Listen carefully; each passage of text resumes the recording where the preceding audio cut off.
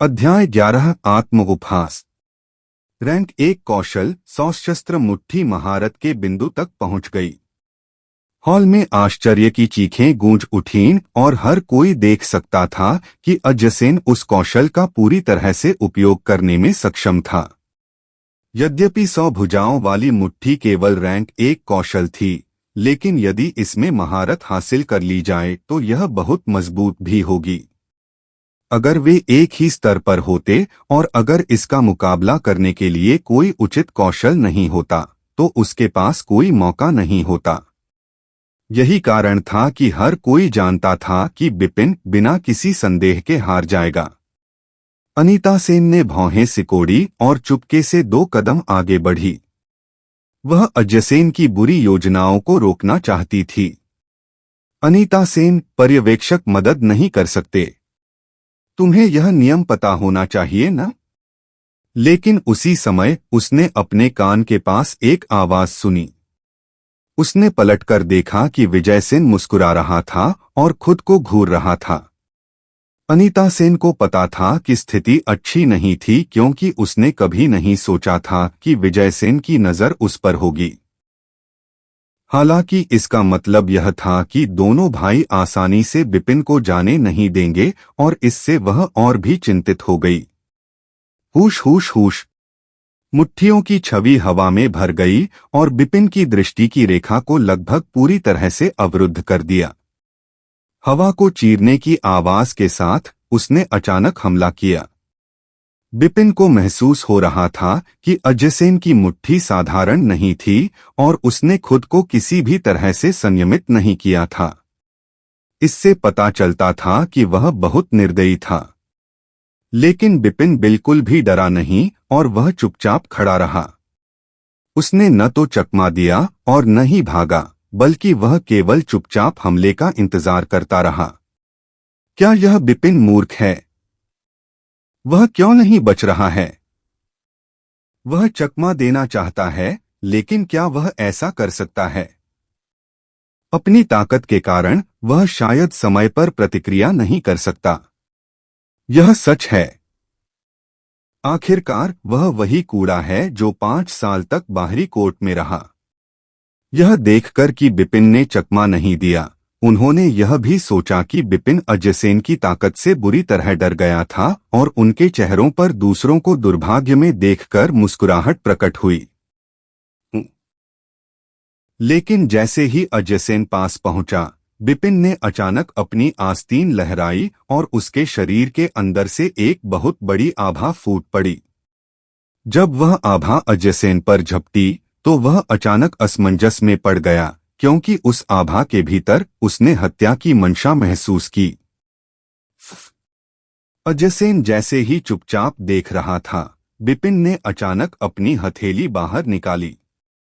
गति बहुत तेज थी और इससे पहले कि कोई इस पर प्रतिक्रिया करता, उसने पहले ही अजयसेन की छाती पर वार कर दिया। धमाका हथेली के प्रहार से अजयसेन को तुरंत महसूस हुआ कि उसकी क्यूई और रक्त उग्र हो गया है, क्योंकि दर्द की लहर उसकी छाती से आई थी।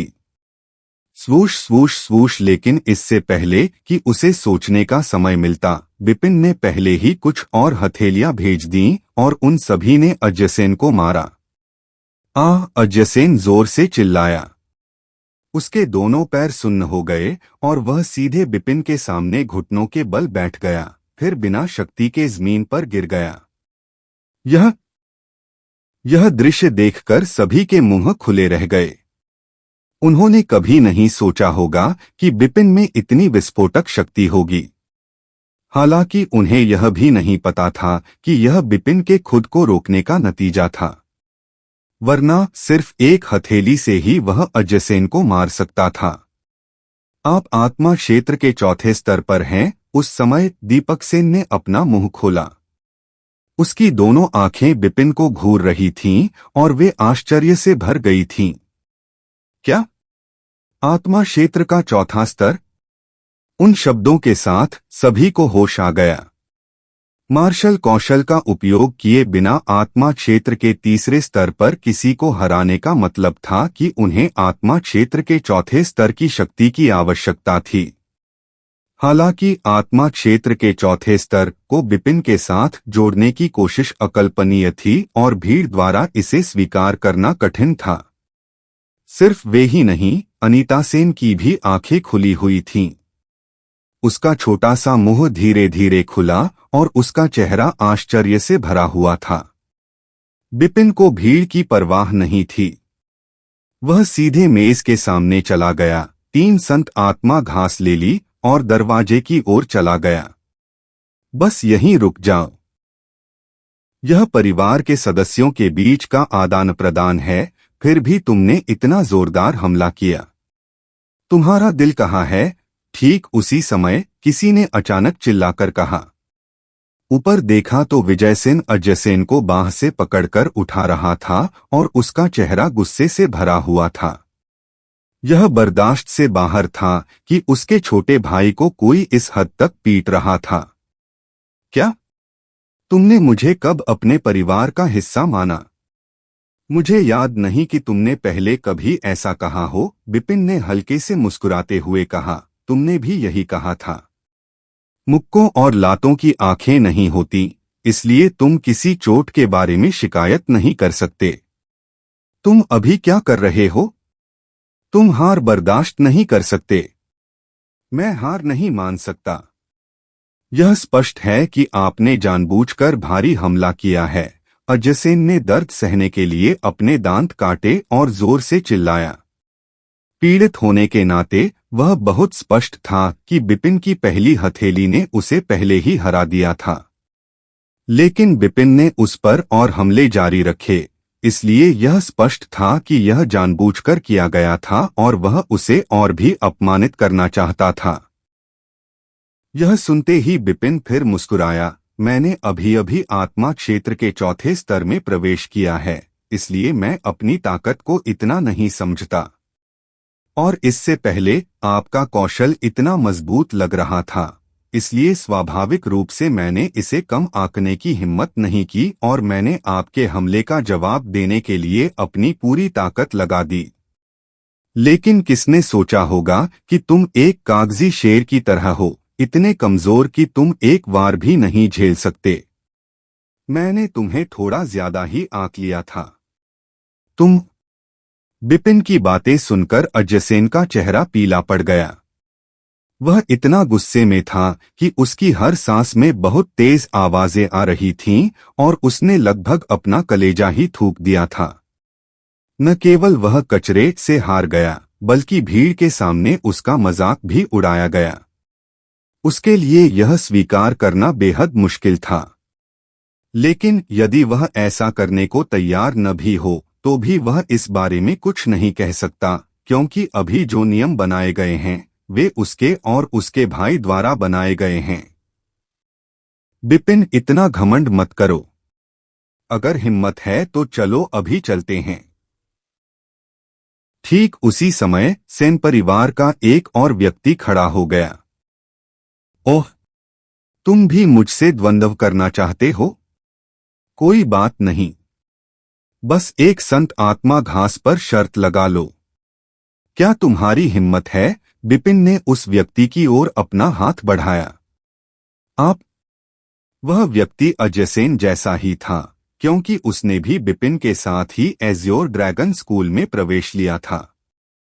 हालांकि उसकी ताकत अजयसेन जितनी मजबूत नहीं थी।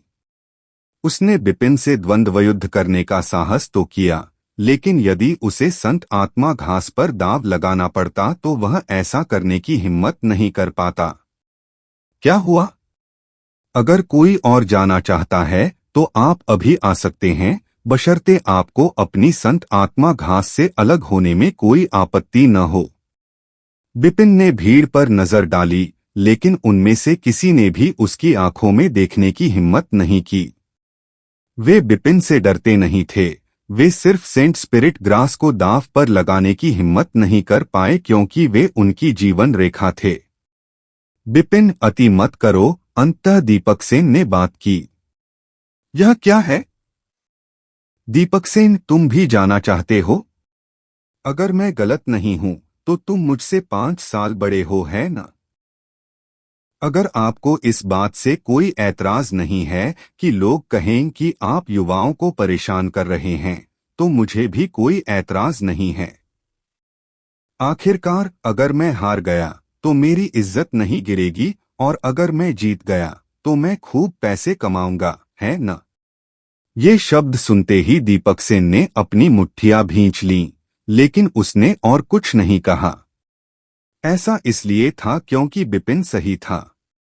दीपक सेन विजय सेन या अजय सेन की तरह नहीं था, क्योंकि उनके और बिपिन के बीच उम्र का ज्यादा अंतर नहीं था। हालांकि दीपक सेन ऐसा नहीं कर सकता था क्योंकि वह अब युवा नहीं था।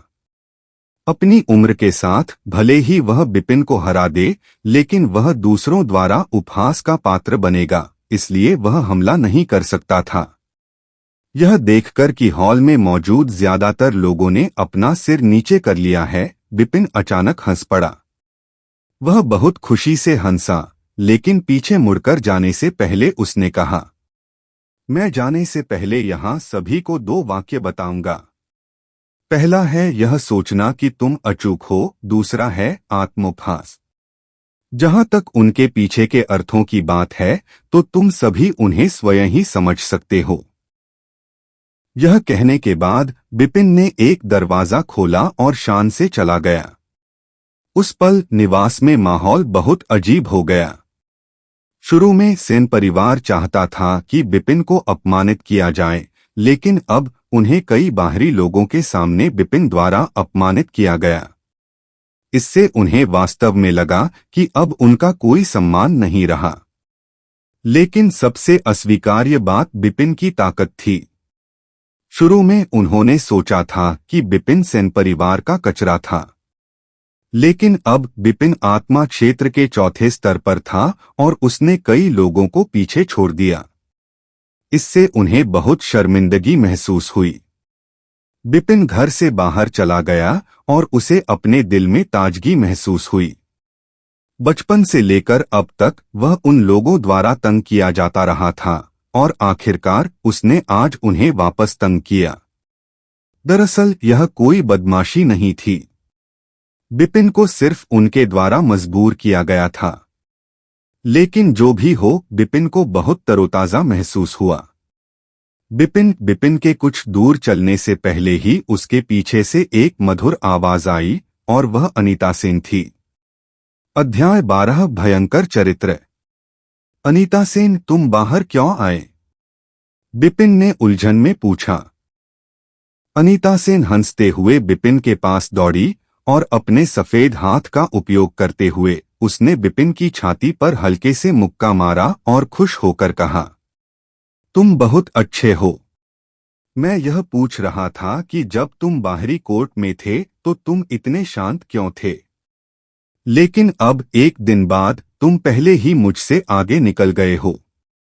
बिपिन ने शर्मिंदगी से अपना सिर हिलाया। अनीता सेन, मैंने आज तुम्हें परेशानियां दी हैं और ऐसा लगता है कि तुम्हारी सेन एलायंस सभा का अंत दुखद होगा।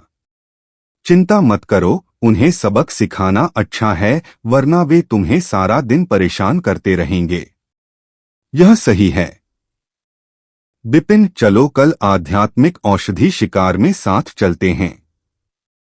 उन चीजों को अकेले पकड़ना बहुत मुश्किल है। आप उनके साथ मेरे रिश्ते को जानते हैं। भले ही मैं सेन एलायंस में शामिल होने के लिए तैयार था, वे इसके लिए तैयार नहीं होंगे। बिपिन ने अपना सिर हिलाया। उन चीजों के बारे में चिंता मत करो और इसे मुझ पर छोड़ दो। बस कल आकर हमें यहाँ पाओ। अनीता सेन ने बिपिन को एक और बांस की चादर दी और उस पर कल सेन गठबंधन के लिए सभा स्थल लिखा था। ठीक है। अनीता सेन को इतना जिद्दी देखकर बिपिन उसे मना नहीं कर सका। बिपिन को खुश करने के बाद अनीता सेन उछलकर वापस घर आ गई।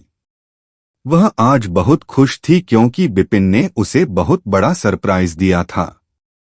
दुनिया में हर कोई ताकत का सम्मान करता था, और यह देखकर कि बिपिन ने असाधारण ताकत प्रकट की, उसे लगा कि शायद सेन परिवार के लोग बिपिन को स्वीकार करना शुरू कर देंगे। बिना किसी भेदभाव के सेन परिवार को एकजुट करना उनकी सबसे बड़ी इच्छा थी। दीपक सेन, तुम लोग।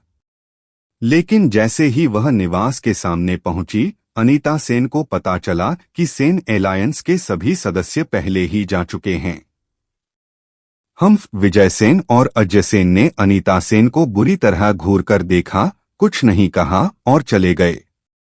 अनीता सेन, ऐसा नहीं है कि मैं यह कहना चाहता हूं, लेकिन आज तुमने उस बिपिन का बहुत ज्यादा पक्ष लिया। अब तुमने यह कर दिया है। बिपिन ने न केवल हमसे 2 संत आत्मा घास छीन ली, बल्कि उसने हमारा अपमान भी किया। अब सभी लोग गुस्से में चले गए।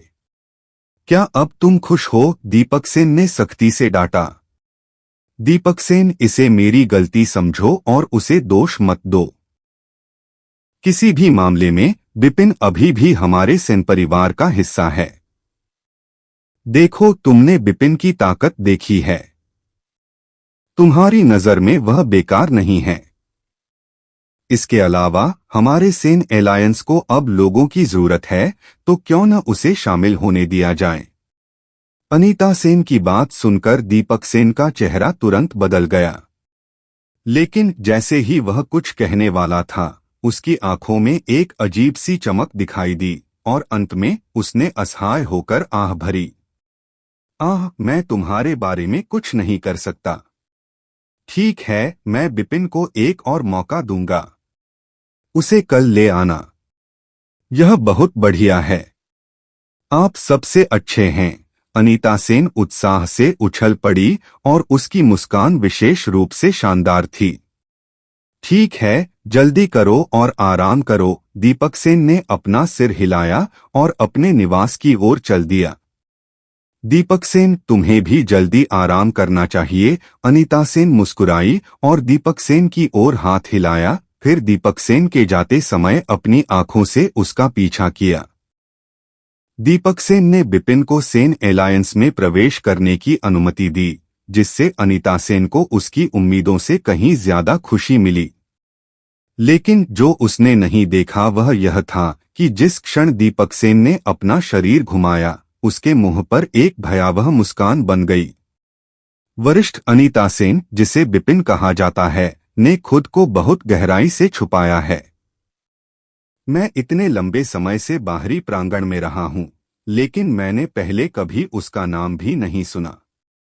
ऐसा लगता है कि वह शिष्य परीक्षा में प्रथम आने का लक्ष्य बना रहा था। ठीक उसी समय एक युवक वहां आया। वह बिपिन जैसा ही था। इस साल उसका नया शिष्य भी था। वह आज ही सेन एलायंस में शामिल हुआ था। तुम सही हो। बिपिन परीक्षा पुरस्कार के लिए बाहरी प्रांगण में रुका होगा। मुझे आश्चर्य है कि उसे पुरस्कार मिला या नहीं। उसकी बातें सुनकर अनीता सेन को भी अचानक एहसास हुआ। वरिष्ठ अनीता सेन, आप बहुत ज्यादा सोच रहे हैं। इस साल के बाहरी कोर्ट में एक भयंकर चरित्र दिखाई दिया और उस व्यक्ति को प्रथम स्थान मिला। हालांकि बिपिन में काफी ताकत है, लेकिन उसकी तुलना उस व्यक्ति से भी नहीं की जा सकती। युवक ने मुस्कुराते हुए कहा। भयंकर चरित्र? कितना भयंकर? अनीता सेन ने उत्सुकता से पूछा। बेहद भयंकर। 1 रैंक 4 भयंकर जानवर, 9 रैंक 3 भयंकर जानवर, 30 रैंक 2 भयंकर जानवर, सभी को उस व्यक्ति ने पलक झपकते ही मार डाला। जब बाहरी प्रांगण के प्रतिभाशाली शिष्य आए, तो उन्होंने केवल भयंकर जानवरों की लाश देखी जो जमीन पर फैली हुई थी। क्या इतनी ताकत भयंकर नहीं है? इतना मजबूत? उसी क्षण अनीता सेन का चेहरा सदमे से भर गया। उसने आंतरिक दरबार शिष्य परीक्षा भी उत्तीर्ण की थी, इसलिए उसे तंत्र चरण की शक्ति का पता था। वह भयानक भयंकर जानवरों के बारे में भी जानती थी। लोगों के आने से पहले ही इतने सारे भयंकर जानवरों को मार डालने में सक्षम होना वास्तव में उसे यह कल्पना करने पर मजबूर कर देता है कि वह व्यक्ति कितना शक्तिशाली था। ऐसा करने के लिए कम से कम आत्मा क्षेत्र के 5वें स्तर के व्यक्ति की आवश्यकता होगी। उस व्यक्ति का नाम कौन है? चौंकने के बाद अनीता सेन भी इस भयंकर चरित्र का नाम जानना चाहता था। मैं भी जानना चाहता हूं। लेकिन दुख की बात है कि उस व्यक्ति ने जानबूझकर अपनी पहचान छिपाई। इनाम लेने के बाद उस व्यक्ति ने भूमिगत महल का दरवाजा नहीं खोला। इसके बजाय उस व्यक्ति ने खुद को छिपा लिया ताकि कोई न जान सके कि वह व्यक्ति कौन है। युवक ने अपना सिर हिलाया और चला गया। वह व्यक्ति बहुत अजीब है। इतना ताकतवर फिर भी इतना कमजोर। शायद उस व्यक्ति के पास कोई रहस्य है जो दूसरे लोगों को नहीं बताया जा सकता। उस क्षण अनीता सेन को तथाकथित उग्र चरित्र के प्रति अधिक से अधिक जिज्ञासा होने लगी। ऐसा इसलिए था क्योंकि वह जानती थी कि यह आंतरिक प्रांगण से उभरते हुए किसी अन्य प्रतिभाशाली शिष्य का प्रतिनिधित्व कर सकता है। ओह नहीं, लेकिन अचानक अनीता सेन अचानक चिंतित हो गई क्योंकि उसने एक अजीब दृश्य के बारे में सोचा जो अभी हुआ था। जब विजय सेन और अजय सेन चले गए तो वे अपने घर की ओर नहीं गए। जिस दिशा में वे गए वह वही सड़क थी जिस पर बिपिन गया था। इससे अनीता सेन को पता चल गया कि कुछ गड़बड़ है और वह तेजी से बिपिन की तरह उसी दिशा में चल पड़ा। आंतरिक प्रांगण बहुत विशाल था और बिपिन और अनीता सेन के निवास के बीच काफी दूरी थी। हालांकि बिपिन ने न तो जल्दबाजी की और न ही घबराया और वह धीरे धीरे चलता रहा। वह तब तक चलता रहा जब तक वह एक सुनसान जगह पर नहीं पहुंच गया। फिर वह वहीं रुक गया। इतना डरपोक मत बनो और बाहर आओ। बिपिन की नजर अंधेरे में एक कोने की ओर थी। तुम बहुत होशियार हो। ऐसा लगता है कि मैंने तुम्हें बहुत कम आंका है। अपनी बात पूरी करने से पहले ही दो जानी पहचानी शक्लें छाया से बाहर निकली। वे भाई विजय सेन और अजय सेन थे। अजय सेन का चेहरा पहले से बेहतर था, लेकिन उसका गुस्सा जरा भी कम नहीं हुआ था। उसके मन में बिपिन को मार डालने के विचार भी आ रहे थे। बिपिन, मैं तुम्हें एक मौका दूंगा। 3 संत आत्मा घास सौंप दो। मेरे भाई के सामने घुटने टेको, प्रणाम करो और माफी मांगो। तब शायद मैं तुम्हें माफ कर दूंगा। विजय सेन ने बिपिन को घूर कर देखा और उसके स्वर में पूर्ण आत्मविश्वास भर गया। क्या तुम दोनों मुझे लूटना चाहते हो? तो क्या हुआ अगर हम तुम्हें लूट लें? लूटने के लिए ताकत की जरूरत होती है। ताकत? मैं तुम्हें अभी बताता हूं कि ताकत क्या होती है। विजय सेन का शरीर हिला और उसके पीछे तेज हवा चली। पलक झपकते ही वह बिपिन के सामने आ गया। उसका हाथ पंजे की स्थिति में था और उसने सीधे बिपिन के गले पर हमला कर दिया।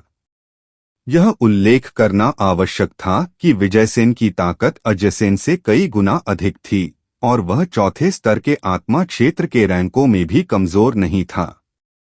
हालांकि उसका प्रतिद्वंद्वी बिपिन था, जो एक भयंकर पात्र था जिसने अकेले ही रैंक 4 के भयंकर जानवर को मार डाला था। अध्याय 13 घुटने टेककर क्षमा मांगना। फुफकार बिपिन एक तरफ भागा और विजय सेन के हमले से बच गया। इसी दौरान उसका एक पैर जमीन पर पड़ा। वह अचानक घूम गया और एक चक्कर के बाद उसका पैर वापस आ गया। यह देखकर विजय सेन का चेहरा थोड़ा बदल गया और वह जल्दी से पीछे हट गया। लेकिन दुख की बात यह थी कि न केवल बिपिन के पैर असामान्य रूप से तेज थे, बल्कि उसकी स्थिति भी सटीक थी और उसे चकमा देने का कोई तरीका नहीं था। विजय सेन घबरा गया और उसने अपनी दोनों भुजाएं एक साथ जोड़कर बलपूर्वक बिपिन के हमले को रोक दिया। टकराना। तताता। पैर के झटके के बाद विजय सेन को कई कदम पीछे हटना पड़ा और उसकी भुजाओं में लगातार सुन्नपन जैसा एहसास होने लगा। उस पल विजय सेन ने थोड़ा सा मुंह सिकोड़ा। चाहे जो भी हो, उसने नहीं सोचा था कि बिपिन के पास इतनी शक्तिशाली ताकत होगी। उनकी ताकत उनकी उम्मीदों से कहीं अधिक थी, इसलिए उन्हें लड़ाई को गंभीरता से लेना पड़ा। तुम अपनी योग्यता जानते हो, लेकिन केवल क्रूर शक्ति वाले शरीर के साथ अंत में उपयोगी बनना असंभव है। मैं तुम्हें युद्ध कौशल की शक्ति का अनुभव कराऊंगा। पापा पापा। हाँ। विजयसेन ने लगातार अपने शरीर के एक्यूपंक्चर बिंदुओं पर प्रहार किया और वह अचानक जोर से चिल्लाया। एक पल में उसका शरीर काफी फैल गया और उसकी मुट्ठियां भी आकार में बढ़ गईं। साथ ही उसकी त्वचा सफेद से बैंगनी हो गई और नसें उभर आईं। यह काफी भयावह था। एक मजबूत करने वाला कौशल। बिपिन ने अपनी आंखें मूंद लीं और वह बता सकता था कि विजयसेन ने किसी प्रकार के सुदृढ़ीकरण कौशल का उपयोग किया था।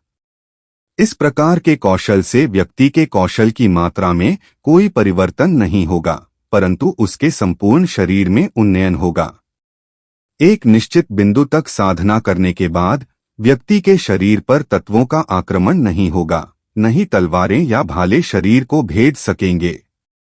उनका पूरा शरीर एक घातक हथियार की तरह होगा। उसने बिपिन के चेहरे पर आए बदलाव को देखा, इसलिए विजयसेन को तुरंत खुद पर गर्व हुआ।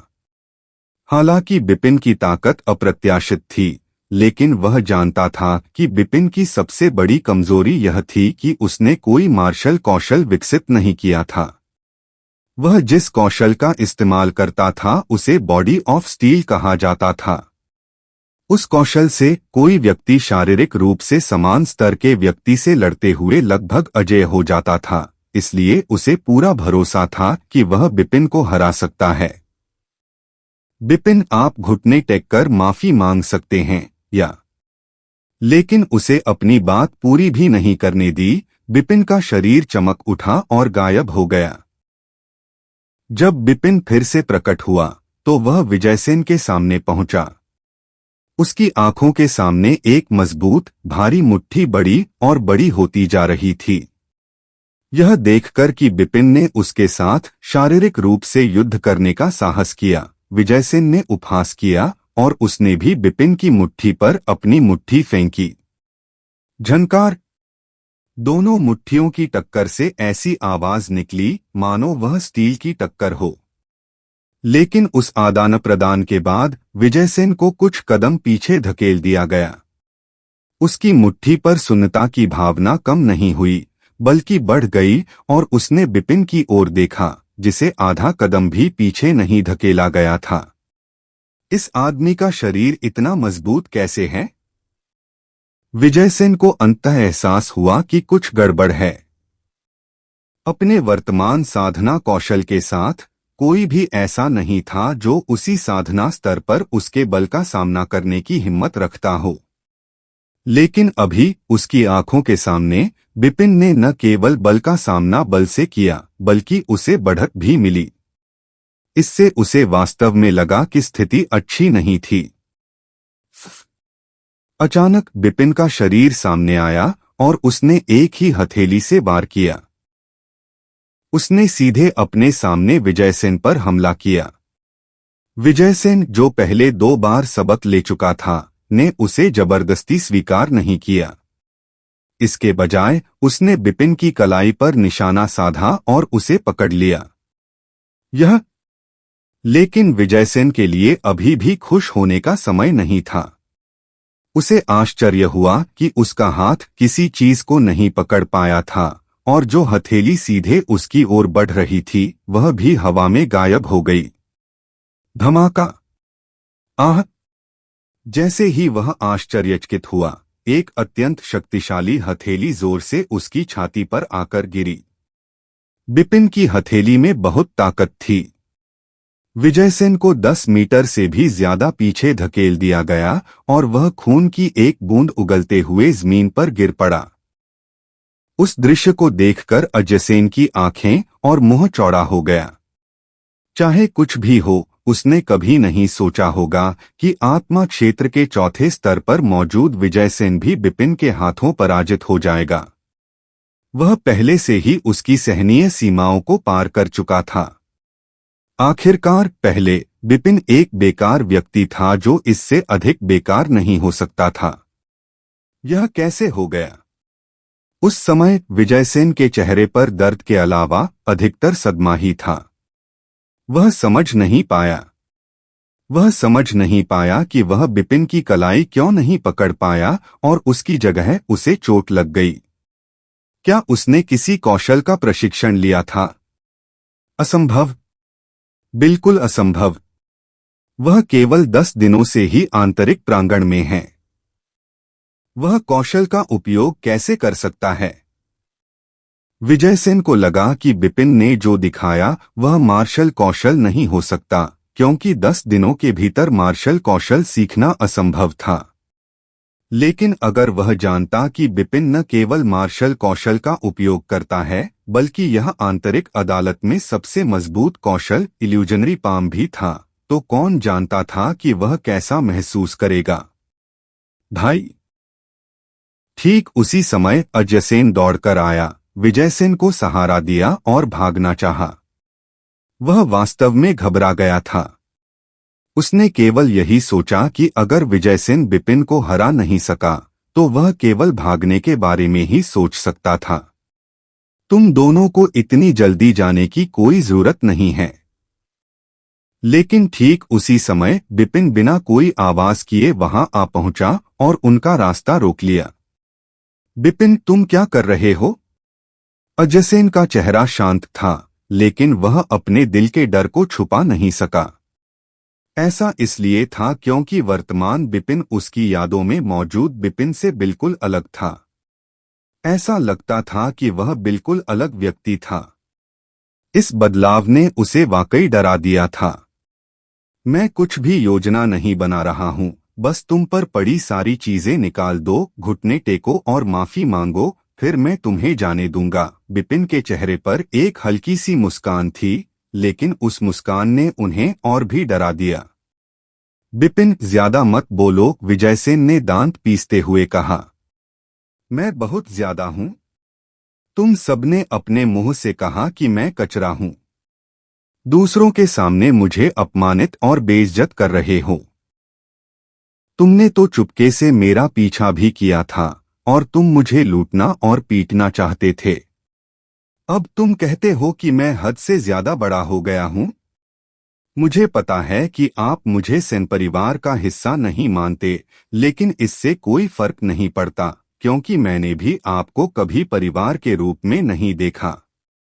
मेरा अपमान करना ठीक है, लेकिन अनीता सेन के साथ ऐसा व्यवहार करना असहनीय है, क्योंकि अनीता सेन मेरे लिए परिवार है और वह उन कुछ लोगों में से एक है जिन्हें मैं बचाना चाहता हूं। इतना कहते ही बिपिन का चेहरा अचानक ठंडा पड़ गया और उसने अपने हाथ आगे बढ़ा दिए। दो तेज धमाकों के साथ विजयसेन और अजयसेन के चेहरे पर दो स्पष्ट थप्पड़ पड़े। वे दो थप्पड़ बहुत जोरदार थे और वे दोनों अकड़कर जमीन पर गिर पड़े। उसके बाद बिपिन ने अचानक अपना पैर बढ़ाया और विजयसेन की छाती पर जोरदार लात मारी। अब तुम्हारा मुंह कैसा है? क्या तुम अपना तर्क नहीं दे पा रहे थे? क्या तुम बहुत ज्यादा धमकी भरे नहीं लग रहे थे? तुम कुछ बोल क्यों नहीं रहे हो? बोलो, बोलो, कृपया मुझे माफ कर दो। बिपिन जब बोल रहा था, उसने विजयसेन को दो और थप्पड़ मारे। उन दो थप्पड़ों के बाद विजयसेन के दोनों गालों पर दो लाल हथेली के निशान रह गए और उसके मुंह से खून की धार बहने लगी। आपकी इच्छा है कि मैं भी आपकी तरह भीख मांगूं? विजयसेन बहुत अडिग लग रहा था, लेकिन बिपिन केवल मुस्कुराया और अपने दोनों हाथ हिलाने लगा। विजयसेन के चेहरे पर लगातार कई थप्पड़ पड़े। उस स्थिति में विजयसेन के गाल जल्दी से सूजने लगे और उसका सिर सुअर का सिर बन गया। बिपिन यह देखकर कि उसके अपने बड़े भाई को क्रूरता से मारा गया था, अजयसेन अंततः भड़क गया। हटो! अपनी विशाल आस्तीन की एक लहर और एक थप्पड़ के साथ अजयसेन वापस चढ़ने की ताकत के बिना जमीन पर लेट गया। उसी क्षण अजयसेन को अपने और बिपिन के बीच का अंतर समझ में आ गया। इसलिए यह पता चला कि वह वास्तव में बिपिन के एक भी हमले का सामना नहीं कर सकता था। बिपिन, हिम्मत हो तो मुझे मार डालो। विजयसेन ने एक भयावह नजर दिखाई और चिल्लाना शुरू कर दिया। तुम्हें लगता है कि मैं नहीं जानता? जैसे ही उसने यह कहा, बिपिन ने विजयसेन की कमर से एक खंजर निकाला, उसे उसके डेंटियन पर निशाना बनाया और कहा, मैं 1 तक गिनूंगा। अगर तुम माफी नहीं मांगोगे तो मैं तुम्हारा डेंटियन नष्ट कर दूंगा और तुम अपने जीवन में आगे और साधना नहीं कर पाओगे। तुम्हारी हिम्मत। बिपिन के शब्दों को सुनकर विजयसेन का चेहरा तुरंत बदल गया। अब कोई भयावहता नहीं थी और उसकी जगह अतुलनीय भय था। उसे भी अजयसेन जैसा ही महसूस हुआ। उसने यह भी सोचा कि उसके सामने मौजूद बिपिन उसकी यादों में मौजूद बिपिन से बिल्कुल अलग था। वह वास्तव में निश्चित नहीं था कि बिपिन उसके डेंटियन को नष्ट करेगा या नहीं, या वह उसे मार देगा या नहीं। अध्याय 14 बड़े भाई का पत्र। बिपिन मुस्कुराया, लेकिन उसकी मुस्कान बहुत दुर्भावनापूर्ण थी। उसने खंजर को ऊपर उठाया और बहुत ही धीमे स्वर में एक शब्द बोला, एक। इससे पहले कि वह बोलना समाप्त करता, बिपिन का खंजर अचानक नीचे आ गिरा। मैं गलत था, मैं गलत था, बिपिन, मैं गलत था। कृपया मुझे माफ कर दो, कृपया। मेरी साधना को नष्ट मत करो, कृपया मत करो। विजयसेन चिल्लाया जैसे वह पागल हो और उसकी आवाज में कुछ सिसकियां भी थीं। इसके साथ ही बिपिन ने भी थोड़ा चौंककर अपनी हरकतें रोक दीं और वर्तमान विजयसेन को देखकर मुस्कुराया। उसने पाया कि विजयसेन की आंखें बंद थीं, आंसुओं की 2 कतारें बह रही थीं और उसका मुंह लगातार क्षमा मांग रहा था। न केवल उसके चेहरे पर दर्द था, बल्कि उसका पूरा शरीर कांप रहा था और नीचे एक बड़ा गड्ढा था जिसमें से बहुत बुरी गंध आ रही थी। बिपिन ने खंजर को फर्श पर फेंक दिया। विजयसेन और अजयसेन के शरीर के चारों ओर खोज की और अंत में उसे 5 कम गुणवत्ता वाली आध्यात्मिक दवाएं ग्राउंड स्पिरिट ग्रास मिली। ऐसा करने के बाद बिपिन विजयसेन के सामने गया, हल्के से उसके चेहरे को थपथपाया और कहा, अपने आप को देखो। असल में कचरा कौन है? तुम्हें अब अपने दिल में यह बात साफ साफ पता चल जानी चाहिए। हाँ हाँ, इतना कहकर बिपिन हंसा और शालीनता से चला गया। बिपिन के चले जाने के बाद विजयसेन और अजयसेन ने खुद को संभाला और रात के अंधेरे में आगे बढ़ गए। लेकिन इससे पहले कि वे लंबे समय तक चले जाते, एक खूबसूरत चेहरा अंधेरे से बाहर आया। यह अनीता सेन था। हालांकि अनीता सेन का मीठा चेहरा पहले से ही आश्चर्य से भर गया था। काफी देर बाद उसने खुद से कहा, बिपिन, तुम किस तरह के व्यक्ति हो और तुम्हारे पास किस तरह की ताकत है?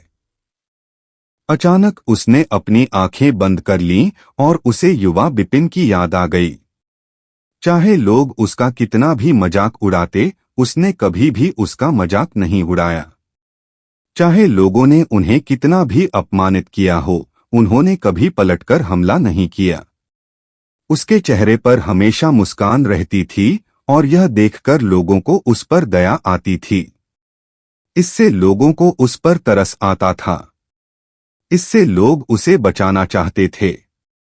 अंततः अनीता सेन ने अपनी आंखें खोलीं और वह अचानक मुस्कुराई। शायद हम आपको एक कमजोर व्यक्ति के रूप में देखकर गलत थे। शायद यही आपकी असली पहचान है। आपको दूसरों की सुरक्षा की जरूरत नहीं है, क्योंकि आप दूसरों की सुरक्षा करने के लिए काफी मजबूत हैं। उस समय बिपिन पहले से ही अपने निवास पर लौट आया था। उसने 3 संत आत्मा घास और 5 ग्राउंड स्पिरिट घास बाहर निकाली। हालांकि ग्राउंड स्पिरिट ग्रास सिर्फ कम गुणवत्ता वाली आध्यात्मिक दवा थी, फिर भी वे साधना के लिए कीमती वस्तुएं थीं। बिपिन को लगा कि उन्हें दूर ले जाने से विजयसेन और अजयसेन को पीड़ा महसूस होने के लिए काफी है। जब उसने सोचा कि उसके भाई जो हमेशा उसे अपमानित करते थे, उन्हें आज उससे सबक मिल गया है, तो बिपिन को बहुत ताजगी महसूस हुई। ऐसा लगता है कि यह कहावत सही है। बुरे व्यक्ति के खिलाफ आपको एक चक्की की जरूरत होती है। बुरे व्यक्ति से तर्क करने के लिए आपको अपनी मुट्ठी का इस्तेमाल करना पड़ता है। बिपिन मुस्कुराया, लेकिन जल्दबाजी में साधना शुरू नहीं की।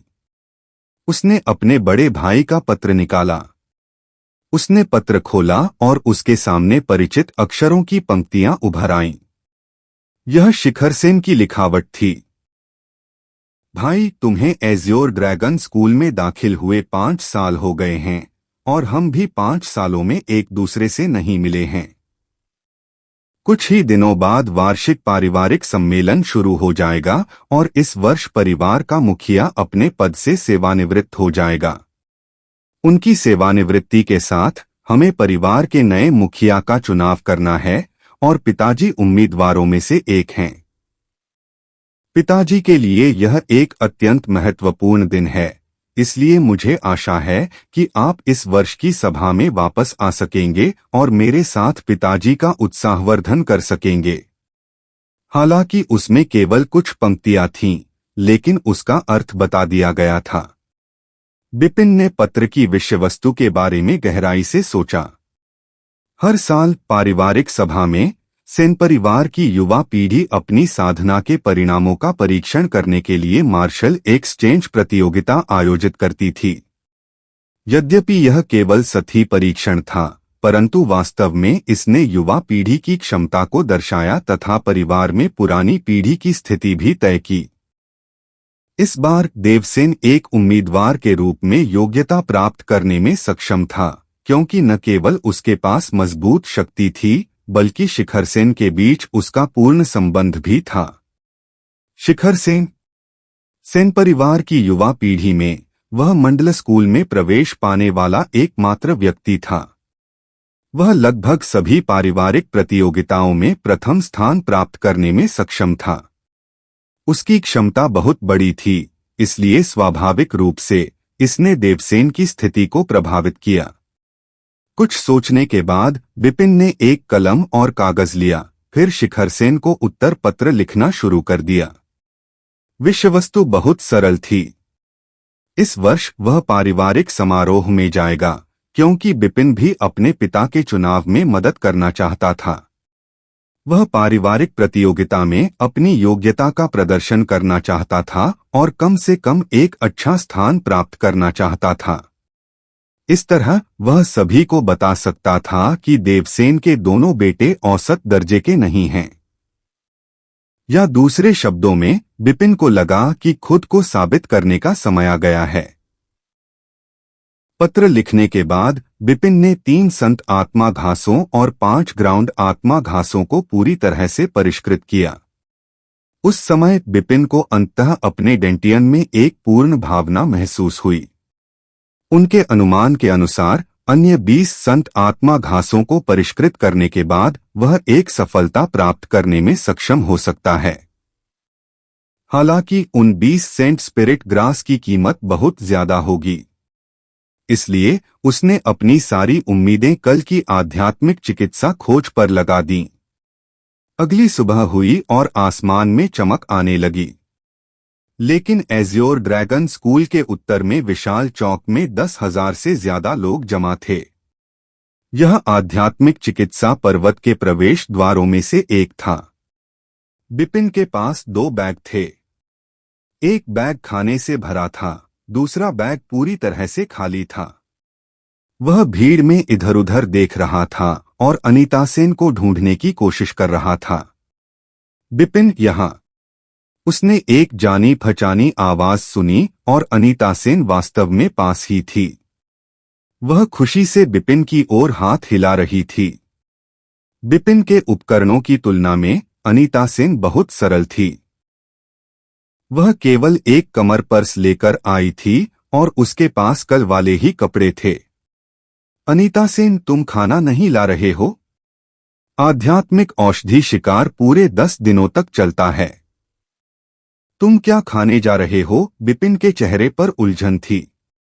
बेवकूफ, यह मत भूलो कि हम एक संगठन हैं। मैं केवल आध्यात्मिक दवाई लाने के लिए जिम्मेदार हूँ। खाना ले जाने जैसा कठिन काम तो बेशक दूसरे लोग ही करते होंगे। अनीता सेन ने यह कहते हुए एक जगह की ओर इशारा किया। सेन एलायंस के सदस्य वहां थे और बिपिन ने उन्हें कल देखा था। दरअसल उनमें से 3 के पास एक बड़ा थैला था और वह थैला शायद भोजन के लिए था। बिपिन आध्यात्मिक औषधि की खोज के लिए अलग अलग टीमें हैं। पहाड़ में प्रवेश करने के बाद हम 3 समूहों में विभाजित हो गए। प्रत्येक समूह में कुछ लोग भोजन ले जाने के लिए जिम्मेदार हैं, कुछ लोग आध्यात्मिक औषधि को घेरने के लिए जिम्मेदार हैं और मैं आध्यात्मिक औषधि की खोज के लिए जिम्मेदार हूं। कार्य का विभाजन शक्ति के आधार पर निर्धारित किया गया था और आध्यात्मिक चिकित्सा का विभाजन भी उसी तरह विभाजित किया गया था। अनीता सेन ने बिपिन को विस्तार से समझाया। इसके साथ ही बिपिन को आध्यात्मिक चिकित्सा शिकार में गहरी समझ प्राप्त हुई और उसने समूह शिकार के लाभों को भी सीखा। चुने जाने से पहले आध्यात्मिक औषधियों में आध्यात्मिक प्रकृति थी, इसलिए वे बच सकते थे। पूर्ण शक्ति के बिना आध्यात्मिक औषधियों को स्वयं पकड़ने का प्रयास करना वास्तव में बहुत कठिन था। यही कारण था कि शिष्यों का एक बड़ा हिस्सा गठबंधन में शामिल होना पसंद करता था। ऐसा इसलिए था क्योंकि उनकी ताकत के साथ समूह की शक्ति वास्तव में उनकी व्यक्तिगत शक्ति से अधिक मजबूत थी। आध्यात्मिक औषधि की खोज के तरीकों का वर्णन करने के बाद अनीता सेन ने बिपिन को सेन गठबंधन की भीड़ में लाया। पास जाकर बिपिन को पता चला कि कल की तुलना में एक व्यक्ति कम था। वह व्यक्ति बिल्कुल विजय सेन था। कल विजय सेन को बिपिन ने बहुत बुरी तरह पीटा था। उसका पूरा चेहरा सुअर के सिर जैसा हो गया था, इसलिए उसके पास किसी को देखने के लिए कोई चेहरा नहीं था। यही कारण था कि उसने दुर्लभ आध्यात्मिक चिकित्सा शिकार में अपना मौका छोड़ दिया। विजय सेन के अलावा बिपिन ने एक और परिचित व्यक्ति को भी देखा और वह अजय सेन था। लेकिन वर्तमान अजय सेन में पहले वाला अहंकार नहीं था। उसने अपना सिर नीचे कर लिया और कुछ नहीं बोला। ऐसा लग रहा था कि उसे बहुत बड़ा झटका लगा है और यह बेहद निराशाजनक लग रहा था।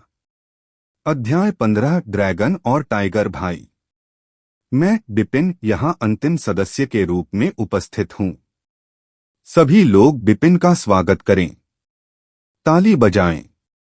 पा।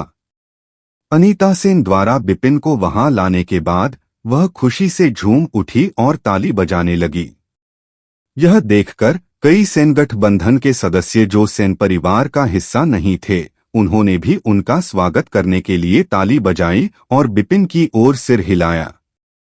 उन्होंने कल बिपिन की ताकत देखी थी और इससे कोई फर्क नहीं पड़ता कि सेन परिवार बिपिन को किस रूप में देखता था, कम से कम वे अपने दिल में बिपिन को स्वीकार करते थे। लेकिन अनीता सेन और अन्य लोगों के अलावा सेन परिवार के शिष्यों ने कुछ भी नहीं किया और बिपिन के प्रति उनकी निगाहें बेहद बीमार थीं। अनीता सेन, तुम क्या कर रहे हो? तुम उसके जैसे बाहरी व्यक्ति को हमारे सेन गठबंधन में ले आए। जल्दी करो और उसे भगाओ, दीपक सेन अचानक गुस्से से चिल्लाया। यह सही है, सेन एलायंस उसका स्वागत नहीं करता है। उसे भगाओ। उसी समय अन्य लोगों ने भी चिल्लाना शुरू कर दिया। उनकी आवाजें बहुत तेज थीं, मानो वे जानबूझकर ऐसा कर रहे हों ताकि उनके आसपास के सभी लोग सुन सकें। वास्तव में उन्होंने वाकई अपने आसपास के लोगों का ध्यान आकर्षित किया। उस पल बिपिन ने भौहें सिकोड़ लीं। उसने कभी नहीं सोचा था कि दीपक सेन उसका इस तरह स्वागत करेगी।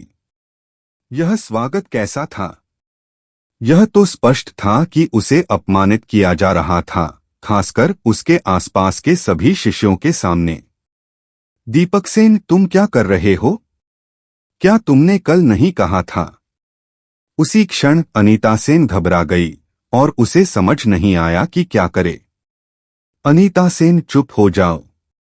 इस सेन एलायंस में मैं जो कहता हूं वही होता है। मैं किसी को भी स्वीकार कर सकता हूं, लेकिन बिपिन को बिल्कुल नहीं। दीपक सेन ने अनीता सेन को अपनी बात पूरी करने का मौका भी नहीं दिया। दीपक सेन, मैंने कभी नहीं सोचा था कि तुम। ठीक है, चूंकि आप मुझे स्वीकार नहीं करते, इसलिए मैं पीछे हट जाऊंगा। अनीता सेन ने आखिरकार खुद को संभाला।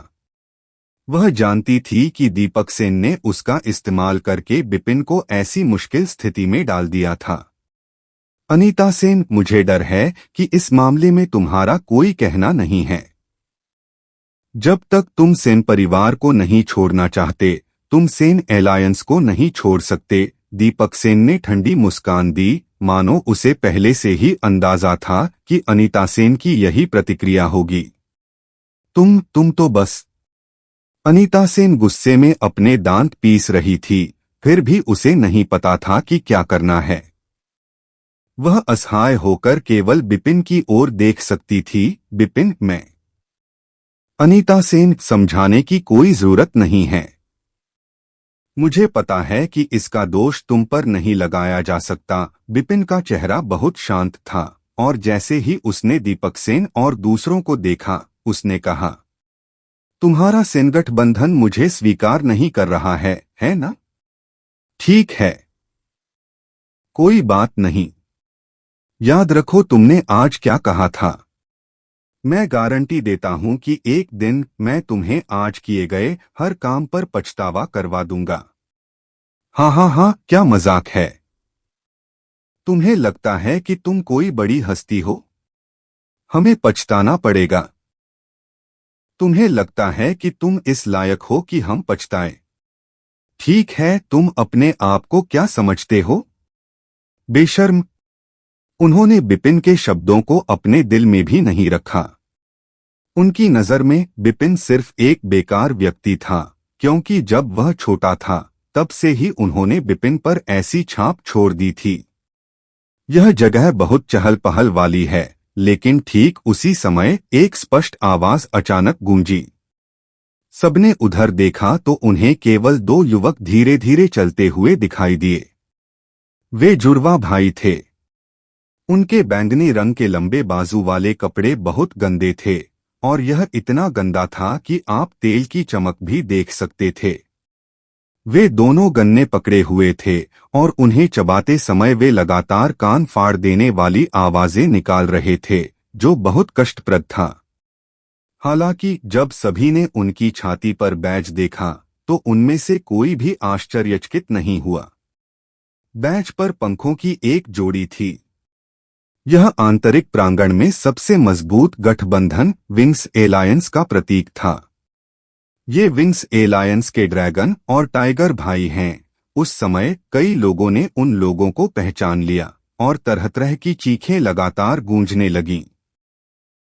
पुरुष शिष्यों ने सम्मानपूर्ण भाव प्रकट किया, जबकि महिला शिष्याएं ऐसे चिल्ला रही थीं जैसे वे उन दोनों लोगों से प्यार करती हों। यहां तक कि अनीता सेन का चेहरा भी भारी हो गया। अनीता सेन, तुम उन्हें पहचानते हो? बिपिन ने उत्सुकता से पूछा। मम्मा, उनके नाम बलदेव और बासी हैं। वे मेरी ही उम्र के हैं, 16 साल के। उन्होंने मेरे साथ ही एज्योर ड्रैगन स्कूल में प्रवेश लिया, लेकिन उन्होंने 12 वर्ष की आयु में आंतरिक न्यायालय शिष्य परीक्षा उत्तीर्ण की, और उन्होंने उस परीक्षा में प्रथम स्थान भी प्राप्त किया। अफवाहों के अनुसार वे 1 साल पहले ही आत्मा क्षेत्र के 6वें स्तर में प्रवेश कर चुके हैं। वे वास्तव में प्रतिभाशाली शिष्य हैं। अनीता सेन के चेहरे पर उन दोनों के बारे में बात करते समय एक गंभीर भाव था, और इससे पता चलता था कि वे दोनों अनीता सेन के दिल में बहुत महत्वपूर्ण थे। 16 वर्ष की आयु में आत्मिक क्षेत्र का 6ठा स्तर। अनीता सेन के शब्दों को सुनने के बाद बिपिन ने भी ड्रैगन और टाइगर भाइयों का पुनर्मूल्यांकन किया, क्योंकि वह जानता था कि उसका बड़ा भाई शिखर सेन 17 वर्ष की आयु में आत्मा क्षेत्र के 6वें स्तर में प्रवेश कर गया था, और उसे प्रतिभाशाली माना जाता था। वे दोनों शिखर सेन से पूरे 1 साल छोटे थे और इससे वाकई पता चलता है कि विंग्स एलायंस के सदस्य कोई साधारण लोग नहीं थे। कोई आश्चर्य नहीं कि उन्हें किंवदंतियों के गठबंधन के रूप में देखा जाता था। वे हमारी ओर चलते दिख रहे हैं। हमने हमने उन्हें नाराज तो नहीं किया।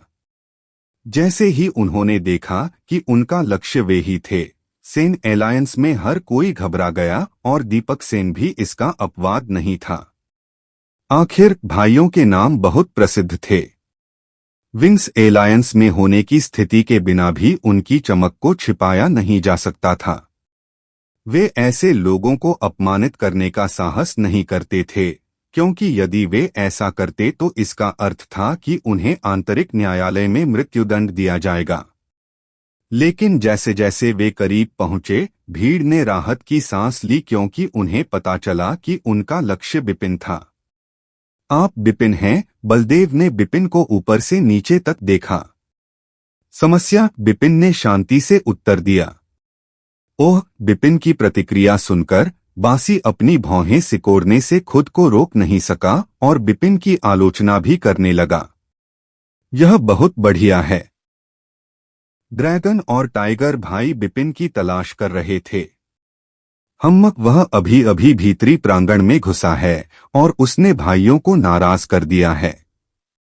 यह उचित ही है। देखते हैं इस बार वह कैसे मरेगा। उस समय सेन परिवार के सभी सदस्य खुश थे। वे सभी चाहते थे कि बिपिन किसी बड़े आदमी को नाराज करे और फिर उनके हाथों मारा जाए। किसने सोचा होगा कि बिपिन ने वास्तव में ड्रैगन और टाइगर भाइयों को नाराज कर दिया था। इससे वे वाकई बहुत खुश हुए। हालांकि भाइयों ने जो अगले शब्द कहे उससे वे तुरंत चकित हो गए। बिपिन विंग्स अलायंस में शामिल होने में रुचि रखते हैं। अध्याय 16 शामिल होने से इनकार करना। रुको, मुझे लगता है मैंने सुना है कि उन्होंने अभी कहा। असंभव, आपने गलत सुना होगा। ड्रैगन और टाइगर भाइयों के शब्दों ने वहां उपस्थित भीड़ को आश्चर्यचकित कर दिया और उनके चेहरों पर तरह तरह के जटिल भाव उभर आए। उस समय उनके आसपास के लोग यह सोचने लगे कि उन्होंने गलत सुना है, बजाय इसके कि वे यह माने कि ये शब्द सच हैं। वे समझ नहीं पा रहे थे कि विंग्स एलायंस बिपिन को क्यों भर्ती करना चाहता है। अभी तो बिपिन को एक छोटे से एलायंस ने भी नकार दिया था। ऐसे व्यक्ति को विंग्स एलायंस का सम्मान कैसे मिल सकता है? बिपिन, क्या आप विंग्स एलायंस में शामिल होने के इच्छुक हैं? वे जानते थे कि भीड़ संदिग्ध थी, इसलिए बलदेव ने बलपूर्वक एक और वाक्य जोड़ा और स्वर पर जोर दिया। क्या यह सच है? विंग्स एलायंस वास्तव में उस आदमी की भर्ती कर रहा है। उसे विंग्स एलायंस से निमंत्रण कहां से मिला? क्या विंग्स एलायंस को प्रतिभाशाली लोगों का जमावड़ा नहीं कहा जाता? वे ऐसे साधारण व्यक्ति की भर्ती क्यों कर रहे हैं? समझ में नहीं आता। सच में समझ में नहीं आता। क्या उसके पास कोई खास क्षेत्र है? लेकिन मुझे वाकई कुछ नहीं दिख रहा।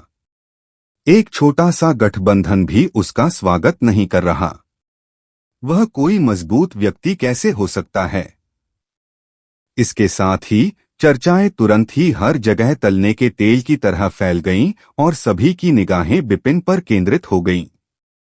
वे सभी यह जानने की कोशिश कर रहे थे कि उसमें ऐसा क्या अलग था जिससे उसे विंग्स एलायंस द्वारा आमंत्रित किया जा सके।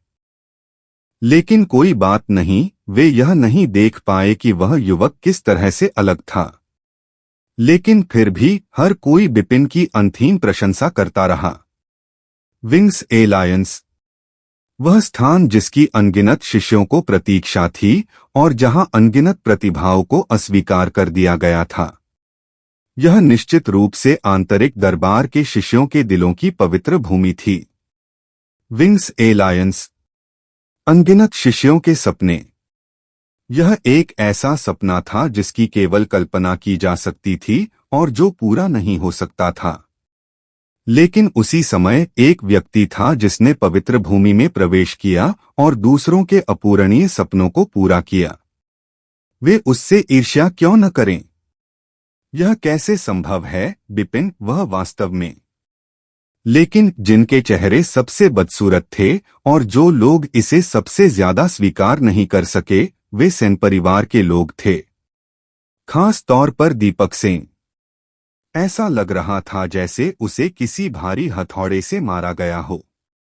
उसका पूरा दिमाग घूम रहा था और वह पूरी तरह से हैरान था। अनीता सेन भी ऐसी ही थी।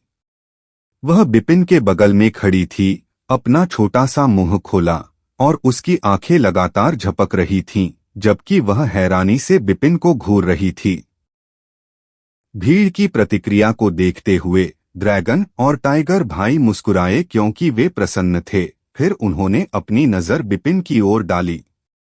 भीड़ की प्रतिक्रियाओं की तुलना में भाइयों को बिपिन की प्रतिक्रिया का अधिक इंतजार था। वे बिपिन को ऐसे जश्न मनाते देखना चाहते थे जैसे वह पागल हो और जैसे वह किसी सपने में चला गया हो। लेकिन बिपिन ने उन्हें निराश कर दिया। वह परमानंद से बहुत खुश नहीं था, बल्कि उसने कोई भाव नहीं दिखाया और उसका चेहरा पानी की तरह शांत था। सबसे ज्यादा चौंकाने वाली बात थी बिपिन के शब्द जो उसके बाद निकले। आपके अच्छे अर्थ के लिए धन्यवाद, लेकिन मैं अभी किसी भी गठबंधन में शामिल नहीं होना चाहता, बिपिन ने शांति से कहा। क्या? मैंने गलत तो नहीं सुना? उसने मना कर दिया। बिपिन के शब्द निकलते ही जो भीड़ पहले से ही खौलते तेल के बर्तन की तरह थी, वह तुरंत चरम पर पहुंच गई। वह अच्छी चीज जिसे अनगिनत लोग अपने सपनों में पाना चाहते थे, उसे नकार दिया गया। यह बिल्कुल अकल्पनीय था।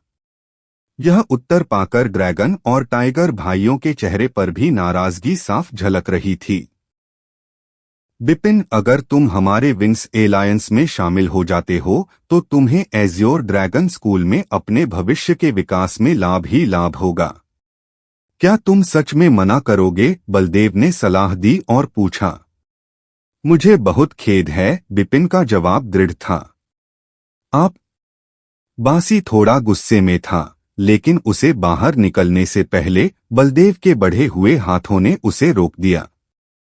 बलदेव ने एक बार फिर बिपिन का मूल्यांकन किया और कहा, बिपिन, मुझे आशा है कि आप इस पर पुनर्विचार कर सकते हैं। उसके बाद बलदेव पलटा और चला गया। बासी की तीखी नजरों के बाद वह भी बड़े बड़े कदमों से चला गया। उस आदमी ने वाकई विंग्स अलायंस के निमंत्रण को अस्वीकार कर दिया। क्या वह मूर्ख है? उसे देखकर आप कह सकते हैं कि उसने इसके बारे में सोचा भी नहीं, इसलिए उसे विंग्स अलायंस का बड़ा नाम नहीं पता होगा। आह, कितनी शर्म की बात है। मैं अनुमान लगा रहा हूं कि भविष्य में जब उन्हें विंग्स एलायंस की ताकत का पता चलेगा तो वे बेहद निराश होंगे। भविष्य? अगर आप विंग्स एलायंस को नाराज करते हैं तो मैं जो कह सकता हूं, यह आदमी मौत से ज्यादा दूर नहीं है। उसी क्षण सभी के मुंह खुल गए और तरह तरह की चर्चाओं का सिलसिला अनवरत जारी रहा। अनीता सेन के चेहरे पर भी उलझन के भाव थे जब उसने पूछा, बिपिन, क्या तुम्हें पता है कि तुमने अभी क्या किया? वह था। मुझे पता है, यह विंग्स एलायंस था, आंतरिक प्रांगण के भीतर किंवदंतियों का संगठन। तुम्हें पता था फिर भी तुमने मना कर दिया। तुम? अनीता सेन बिल्कुल अवाक था। मैं ऐसे गठबंधन में शामिल नहीं होऊंगा जिसके बारे में मुझे कुछ भी समझ नहीं है। मुझे डर है कि विंग्स एलायंस कोई अपवाद नहीं है।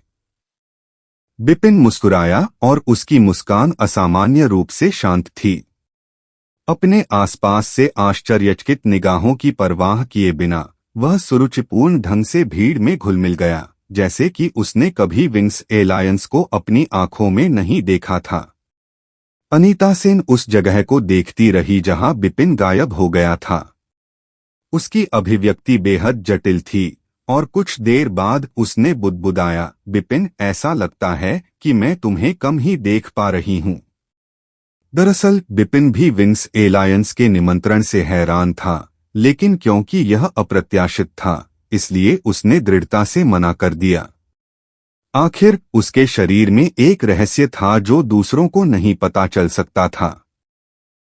9 रंगों वाली बिजली, वह डरावनी चीज जिसने महाद्वीप को लगभग नष्ट कर दिया। अगर लोगों को पता चल जाए कि वह चीज बिपिन के डेंटियन के अंदर है, तो कौन जानता है कि दुनिया के विशेषज्ञ बिपिन के साथ क्या करेंगे। यह भी संभावना थी कि उसका पेट काट दिया जाएगा। थोड़ी देर बाद प्लाजा के बाहर एक रहस्यमय जगह पर ड्रैगन और टाइगर भाई उदास भाव से खड़े थे। उनके सामने एक युवा महिला खड़ी थी। लड़की की त्वचा गोरी थी, उसकी भौहें तीखी थीं, उसकी आंखें बड़ी थीं, उसका मुंह चेरी की तरह लाल था। हालांकि उसका चेहरा थोड़ा जवान था, लेकिन यह कहा जा सकता था कि वह एक खूबसूरत इंसान थी और थोड़ी अविकसित भी। लेकिन उस समय युवती की भौहें तन गईं और उसने भाइयों से पूछा, आप कह रहे हैं कि उसने विंग्स एलायंस में शामिल होने से इनकार कर दिया? वरिष्ठ वेदिका, हमने जो कुछ कहा वह सब सच था, भाइयों ने एक साथ उत्तर दिया। वास्तव में एक व्यक्ति है जो हमारे विंग्स एलायंस के निमंत्रण को अस्वीकार करने की हिम्मत करता है। वह जीने से थक गया होगा। लड़की अपने होंठ काट रही थी और उसकी खूबसूरत आंखों में क्रोध के निशान उभर रहे थे। वरिष्ठ वेदिका, सच कहूं तो हमें यह भी नहीं पता कि वह लड़का किस भूमिका में उत्कृष्ट था, लेकिन उन दोनों ने उसका उल्लेख किया था और उन्होंने हमें उसे आमंत्रित करने के लिए कहा था। अगर हमने उसके साथ कुछ बुरा किया तो मुझे डर है। डरने की क्या बात है? हम उसे विंग्स एलायंस में आमंत्रित करके पहले ही उसका सम्मान कर रहे हैं, लेकिन अब उसने मना करने की हिम्मत की है। हमने उसे सम्मान दिया, लेकिन उसने इसे स्वीकार नहीं किया। अगर हम उसे थोड़ा दर्द नहीं चखने देंगे तो हमारे विंग्स एलायंस का सम्मान कहाँ रहेगा। मैं यह मामला तुम दोनों को सौंप दूंगा। चिंता मत करो मेरी बड़ी बहन के साथ, मैं गारंटी देता हूं कि तुम दोनों को कुछ नहीं होगा। हाँ ठीक है। ड्रैगन और टाइगर भाइयों ने उस खूबसूरत जवान लड़की के सामने एक भी शब्द कहने की हिम्मत नहीं की। और मैं यह आखिरी बार कहूंगी, मुझे सीनियर मत कहो। मेरी उम्र तुम्हारी उम्र से ज्यादा नहीं है। उन दोनों लोगों पर नजर डालने के बाद वह चली गई। भाई चुपचाप देखते रहे कि कैसे छोटी लड़की दूर होती चली गई और फिर पूरी तरह गायब हो गई। तभी उन्होंने गहरी सांस छोड़ी, जैसे कोई भार उतर गया हो। इस छोटी लड़की की सेवा करना बहुत मुश्किल है। वह हमारे साथ गुलामों जैसा व्यवहार कर रही है। बासी ने माथे पर पसीना पोंछते हुए शिकायत की। जो भी हो, हम उसकी विशेष पारिवारिक स्थिति के बारे में कुछ नहीं कर सकते। उसकी पारिवारिक पृष्ठभूमि को नजरअंदाज करते हुए उसकी बड़ी बहन के अंदरूनी दरबार के प्रभाव को देखना ही काफी होगा, बलदेव ने कड़वाहट से कहा। इस विषय पर मुझे उसकी बहन ज्यादा पसंद है। कम से कम वह ज्यादा विनम्र है।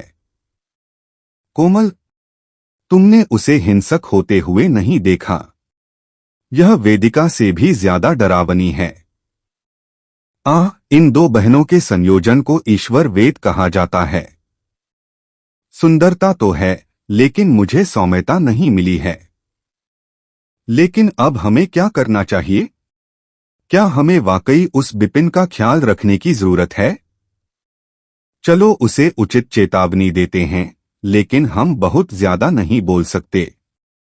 आखिरकार बहनों के अलावा उस व्यक्ति ने भी बात की। ऐसा कहने के बाद बलदेव गहरी सांस लेने से खुद को रोक नहीं सका। कल विंग्स एलायंस की दुर्लभ सभा में दो बड़े लोग बिना बुलाए ही आ गए। इसके अलावा उन दोनों ने भी यही अनुरोध किया था, और वह यह था कि विंग्स एलायंस बिपिन को आमंत्रित करे। यद्यपि वे इसके लिए तैयार नहीं थे, फिर भी विंग्स एलायंस ने सहमति दे दी, क्योंकि वे दो लोग ऐसे अस्तित्व थे जिनका अपमान करने की उनकी हिम्मत नहीं थी। अध्याय 17 परिचित। आध्यात्मिक औषधि पर्वत एक निषिद्ध भूमि थी। पूरे पर्वत पर सील की परतें थीं। जब तक किसी के पास उड़ने की क्षमता न हो, वे आध्यात्मिक औषधि पर्वत में केवल प्रवेश द्वार से ही प्रवेश कर सकते थे। आध्यात्मिक औषधि पर्वत में 8 प्रवेश द्वार थे और सभी 8 प्रवेश द्वारों पर बड़े बुजुर्ग पहरा देते थे। केवल आध्यात्मिक औषधि शिकार के समय ही उन्हें खोला जाता था। उसी क्षण सभी 8 प्रवेश द्वार खुल गए। जिन शिष्यों के पास टोकन था वे भीतर प्रवेश कर सकते थे और लगभग 1 लाख शिष्य सभी दिशाओं से अंदर आ गए। यह आध्यात्मिक औषधि पर्वत काफी रहस्यमयी जगह है। बिपिन आध्यात्मिक औषधि पर्वत पर घूम रहा था। उसकी नजर आसमान को ढकने वाले विशाल पेड़ों और घनी झाड़ियों पर टिकी हुई थी। उसने पहली बार इतने सुंदर पौधे देखे थे। फूलों की खुशबू भी बहुत गहरी थी और अलौकिक दृश्य उसे मदहोश कर रहे थे। Ground spirit grass. अचानक बिपिन ने एक अजीब पौधा देखा। इसकी ऊंचाई 5 इंच थी, 4 पत्तियां थीं, पूरी तरह से हरा था और यह मंद प्रकाश से ढका हुआ था। यह निम्न श्रेणी की ग्राउंड स्पिरिट घास थी। लेकिन करीब पहुंचने से पहले ही ग्राउंड स्पिरिट ग्रास सिकुड़ गया और भागने के लिए तैयार हो गया। यह देखकर बिपिन ने अचानक छलांग लगाई, लेकिन वह एक कदम बहुत धीमा था। जब वह पहुंचा तो ग्राउंड स्पिरिट घास पहले से ही जमीन में धंसी हुई थी। ये चीजें वास्तव में आध्यात्मिक प्रकृति की हैं, बिपिन ने हंसते हुए कहा, लेकिन वह अधीर नहीं था। उसने अपनी नजर से चारों ओर देखा। वह जानता था कि ग्राउंड स्पिरिट ग्रास भूमिगत होकर भाग सकता है, लेकिन एक निश्चित दूरी के बाद उसे सतह पर लौटना होगा तथा भागने की दिशा आमतौर पर सीधी होती है। इसलिए बिपिन ने महसूस किया कि जब तक वह ग्राउंड स्पिरिट घास के भागने के निशानों की पुष्टि करता है, तब तक उन्हें अपनी गति से पकड़ना मुश्किल नहीं था। ठीक उसी समय एक रोशनी चमकी और एक ग्राउंड स्पिरिट घास जमीन से बाहर आ गई। यह स्पष्ट रूप से वही थी जो अभी-अभी बचकर निकली थी। लेकिन जैसे ही ग्राउंड स्पिरिट ग्रास ने खुद को प्रकट किया, वह अचानक जमीन में वापस घुस गया और भागने लगा। बिपिन खुश हुआ और उसने कई कदम आगे बढ़ाए, फिर एक धूर्त खरगोश की तरह हवा में छलांग लगाई। उसके हाथ चील के पंजे की तरह बन गए और उसने अपने सामने खाली जगह को पकड़ लिया। फुफकार जैसा कि बिपिन ने भविष्यवाणी की थी, जैसे ही वह जमीन पर उतरा, ग्राउंड स्पिरिट घास फिर से जमीन से बाहर आ गई। लेकिन इस बार बिपिन उससे कहीं ज्यादा तेज था। उसने उसे भागने का कोई मौका नहीं दिया। बिपिन के बड़े हाथों ने उसकी शाखाओं को कसकर पकड़ लिया और उसे जमीन से बाहर खींच लिया। जी। जब ग्राउंड स्पिरिट घास जमीन से अलग हुई तो उसने कान फाड़ देने वाली आवाजें निकालनी शुरू कर दीं और उसमें से मजबूत संघर्ष शक्ति की लहर निकलती रही। लेकिन यह संघर्ष कुछ ही समय तक चला, फिर यह कमजोर होता चला गया। अंत में ग्राउंड स्पिरिट घास की चमक उठी, फिर इसका आकार कम होने लगा। अंत में यह लगभग 1 उंगली जितनी बड़ी हो गई। यह बात सचमुच बहुत अजीब है। जब आध्यात्मिक औषधि मिट्टी से बाहर निकल जाती है तो वह अपनी आध्यात्मिक प्रकृति खो देती है, और जिस आध्यात्मिक औषधि में कोई आध्यात्मिक प्रकृति नहीं होती है, उसका शरीर बहुत छोटा हो जाता है। लेकिन ये सब केवल अफवाहें थीं। जब 5 इंच लंबी ग्राउंड स्पिरिट घास आधे इंच से भी कम लंबी हो जाती है, तो कोई भी व्यक्ति अपने सामने यह देखकर आश्चर्यचकित हो जाता है। हम ग्राउंड स्पिरिट ग्रास की देखभाल करने के बाद बिपिन ने अपने हाथों को परतों में बांधा और हाथ की मुहर लगाई। उसके डैंटियन से तीव्र अवशोषण शक्ति निकली और पलक झपकते ही उसने अपनी हथेली में मौजूद ग्राउंड स्पिरिट ग्रास को पूरी तरह से परिष्कृत कर दिया। हे, ये चीजें आपके दांतों की दरार को भरने के लिए भी पर्याप्त नहीं हैं। बिपिन ने कड़वाहट से मुस्कुराया। ग्राउंड स्पिरिट ग्रास केवल एक निम्न श्रेणी की आध्यात्मिक दवा थी और इसके अंदर की आध्यात्मिक ऊर्जा संत स्पिरिट ग्रास से कई गुना खराब थी। अगर वह दिव्य बिजली को खिलाने के लिए इस पर निर्भर करता तो उसे काफी भयानक मात्रा की आवश्यकता होती। चूंकि इससे बचा नहीं जा सका, बिपिन भटकता रहा और सीधे पहाड़ी जंगल के गहरे हिस्सों में चला गया। आध्यात्मिक औषधि पर्वत को आंतरिक वृत्त, मध्य वृत्त और बाहरी वृत्त में विभाजित किया गया था। बाहरी घेरे में निम्न गुणवत्ता वाली आध्यात्मिक औषधियां थीं, मध्य घेरे में मध्यम गुणवत्ता वाली आध्यात्मिक औषधियां थीं और भीतरी घेरे में उच्च गुणवत्ता वाली आध्यात्मिक औषधियां थीं। बिपिन उच्च गुणवत्ता वाली आध्यात्मिक औषधि से अधिक परिचित था, संत आत्मा घास। लेकिन वह यह भी जानता था कि संत आत्मा घास तब तक दयालु नहीं होती जब तक कि उनमें आध्यात्मिक प्रकृति होती है।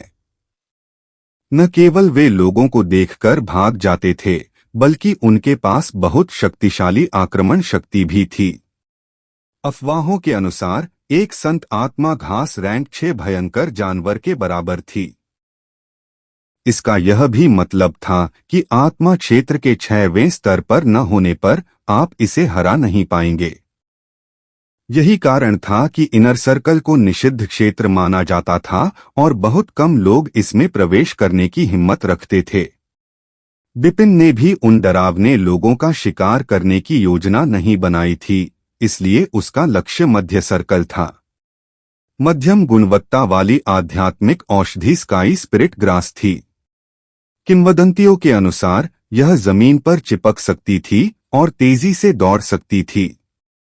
इसमें अदृश्य होने की क्षमता भी थी, इसलिए इसे पकड़ना बहुत मुश्किल था। लेकिन सौभाग्य से इसमें कोई मारक शक्ति नहीं थी। हालांकि इसमें जो आध्यात्मिक ऊर्जा थी वह संत आत्मा घास से अतुलनीय थी, फिर भी यह ग्राउंड स्पिरिट घास से बहुत दूर थी। इसलिए इसे पकड़ना इस समय बिपिन का सबसे अच्छा लक्ष्य था। वह आगे बढ़ता रहा और बिपिन ने सड़क पर जितनी भी ग्राउंड स्पिरिट घासें देखीं, वे उसकी राक्षसी पकड़ से बच नहीं पाईं और वे घटनास्थल पर परिष्कृत भी हो गईं। जब दोपहर हुई तो वह अंततः मध्यवृत्त में पहुंच गया और उसने शीघ्रता से एक आकाशीय आत्मा घास ढूंढ ली। हालांकि स्काई स्पिरिट ग्रास बहुत प्रभावशाली था। यह न केवल अपने भागने का मार्ग बदल सकता था, बल्कि इसमें अदृश्य होने की भी क्षमता थी। यद्यपि अदृश्यता केवल थोड़े समय के लिए ही रही, लेकिन जब भी ऐसा हुआ, बिपिन को हमेशा कष्ट उठाना पड़ा। जब तक सूरज पश्चिम में अस्त होने लगा, बिपिन ने कम से कम 1 दर्जन आकाशीय आत्मा घासों को देखा, लेकिन वह एक भी नहीं पकड़ सका। मुझे विश्वास नहीं है कि मैं मध्यम गुणवत्ता वाली आध्यात्मिक दवा से हार जाऊंगा। हालांकि बिपिन पूरे दिन दौड़ने के बाद भी ऊर्जावान था, लेकिन जब उसका पेट धड़कने लगा तो वह असहाय हो गया और वह केवल पेट भरने के लिए ही रुक सका। जब वह राशन खा रहा था तो वह आकाशीय आत्मा घासों द्वारा किए गए अपने उपहास को नहीं भूला और उसने आकाशीय आत्मा घासों को पकड़ने और उन्हें परिष्कृत करने की शपथ ली। जैसा कि मैंने कहा, बीच के घेरे में मत आना। ये स्काई स्पिरिट घास ऐसी चीज नहीं है जिसे हम पकड़ सकें। मिस, जल्दी करने की कोई जरूरत नहीं है। मैं पहले ही धीरे धीरे स्काई स्पिरिट ग्रास के भागने के पैटर्न को समझ चुका हूं। मुझे 1 दिन और दीजिए और मैं गारंटी देता हूं कि हम इसे पकड़ लेंगे। 1 दिन। 1 दिन में हम बाहरी घेरे में कितनी ग्राउंड स्पिरिट घास पकड़ सकते हैं? आप बस हमारा समय बर्बाद कर रहे हैं। ठीक उसी समय जंगल से टूटे फूटे शब्द आए और बिपिन को महसूस हुआ कि कम से कम 10 लोग करीब आ रहे हैं। ऐसा लगता है कि मैं अकेला नहीं हूं जो पीड़ित हूं। बिपिन हंसा, लेकिन उसने अपना सिर उठाकर भी नहीं देखा और अपने हाथों में रखे राशन को बड़े बड़े कौरों में खा गया।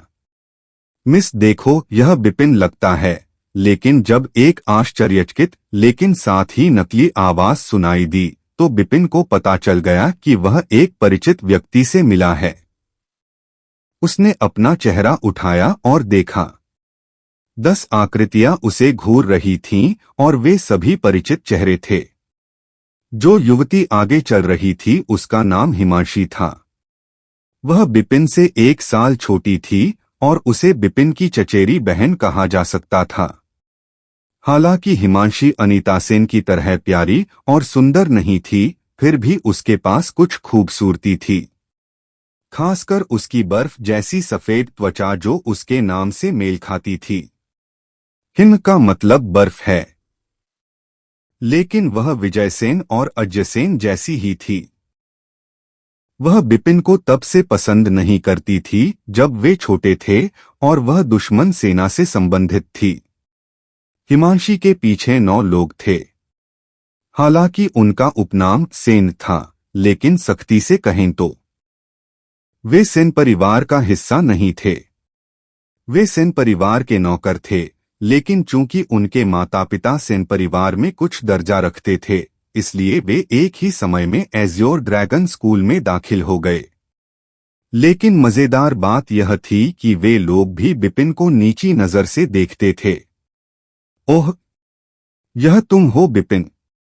घृणित आवाज फिर से सुनाई दी और पता चला कि बोलने वाला व्यक्ति एक लंबा और पतला युवक था जो हिमांशी के बगल में खड़ा था। बिपिन ने भी उस व्यक्ति को पहचान लिया।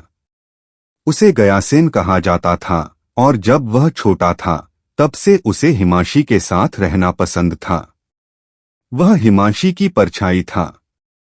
ध्यान देने योग्य बात यह थी कि यद्यपि गयासेन को एक सेवक का दर्जा प्राप्त था, लेकिन उसकी प्रतिभा खराब नहीं थी और उसने अनीता सेन के साथ ही एज्योर ड्रैगन स्कूल में प्रवेश लिया था और वह आत्मा क्षेत्र में भी स्तर 4 पर था। हिमांशी के समूह में गयासेन की ताकत अच्छी थी, इसलिए यह स्पष्ट था कि वह इस समूह में मुख्य शक्ति था। लेकिन वह आदमी विश्वसनीय नहीं था। हिमांशी और अन्य लोगों को बीच के घेरे में लाने के बाद कोई भी यह बता सकता था कि वह एक ऐसा व्यक्ति था जो अपनी क्षमता से ज्यादा काम ले रहा था। अध्याय 18 जंगल में चीख। मैं कहती हूँ बिपिन, तुम भी अच्छे नहीं हो। पूरे दिन के बाद भी तुम्हारे पास कुछ नहीं है। बिपिन के सूखे बैग को देखते ही हिमांशी ने उपहास किया और कठिनाइयों पर कटाक्ष किया। क्या ऐसा है? तुम 10 लोगों के साथ, ऐसा नहीं लगता कि तुम मुझसे बेहतर हो? बिपिन ने अपनी निगाह से देखा और हिमांशी के पक्ष में वही सूखे बैग देखकर उसने मजाक उड़ाया। मुझे सच में समझ नहीं आ रहा है कि दीपक सेन क्या सोच रहा है। उसने तुम 10 बेकार लोगों को एक मैदान में रखा और 10 बेकार लोग बीच के घेरे में भाग गए। क्या तुम लोग यहाँ कैंपिंग के लिए आए हो? तुम्हारे पास पर्याप्त राशन है? बकवास। बिपिन की बातें सुनकर हिमांशी उत्तेजित और क्रोधित हो गया। बगल में खड़े 9 अन्य नौकर भी अच्छे मूड में नहीं थे, खास तौर पर गयासेन। उसने बिपिन की ओर इशारा करते हुए चिल्लाया, अगर तुमने मेरे परिवार की मिस के प्रति और भी असम्मानजनक होने की हिम्मत की तो मैं तुम्हें अपंग बना दूंगा। अगर तुम्हें लगता है कि तुम कर सकते हो तो आओ और कोशिश करो। बिपिन ने गयासेन पर तिरस्कार भरी नजर डाली, फिर नीचे देखा और अपना खाना खाना जारी रखा। तुम्हें लगता है कि मेरी हिम्मत नहीं है? गयासेन ने कहा। वह आक्रामक रूप से बिपिन की ओर भागा। उसके पैरों के नीचे से हवा का झोंका आया और उसने बड़ी बड़ी पत्तियों को ऊपर उड़ा दिया।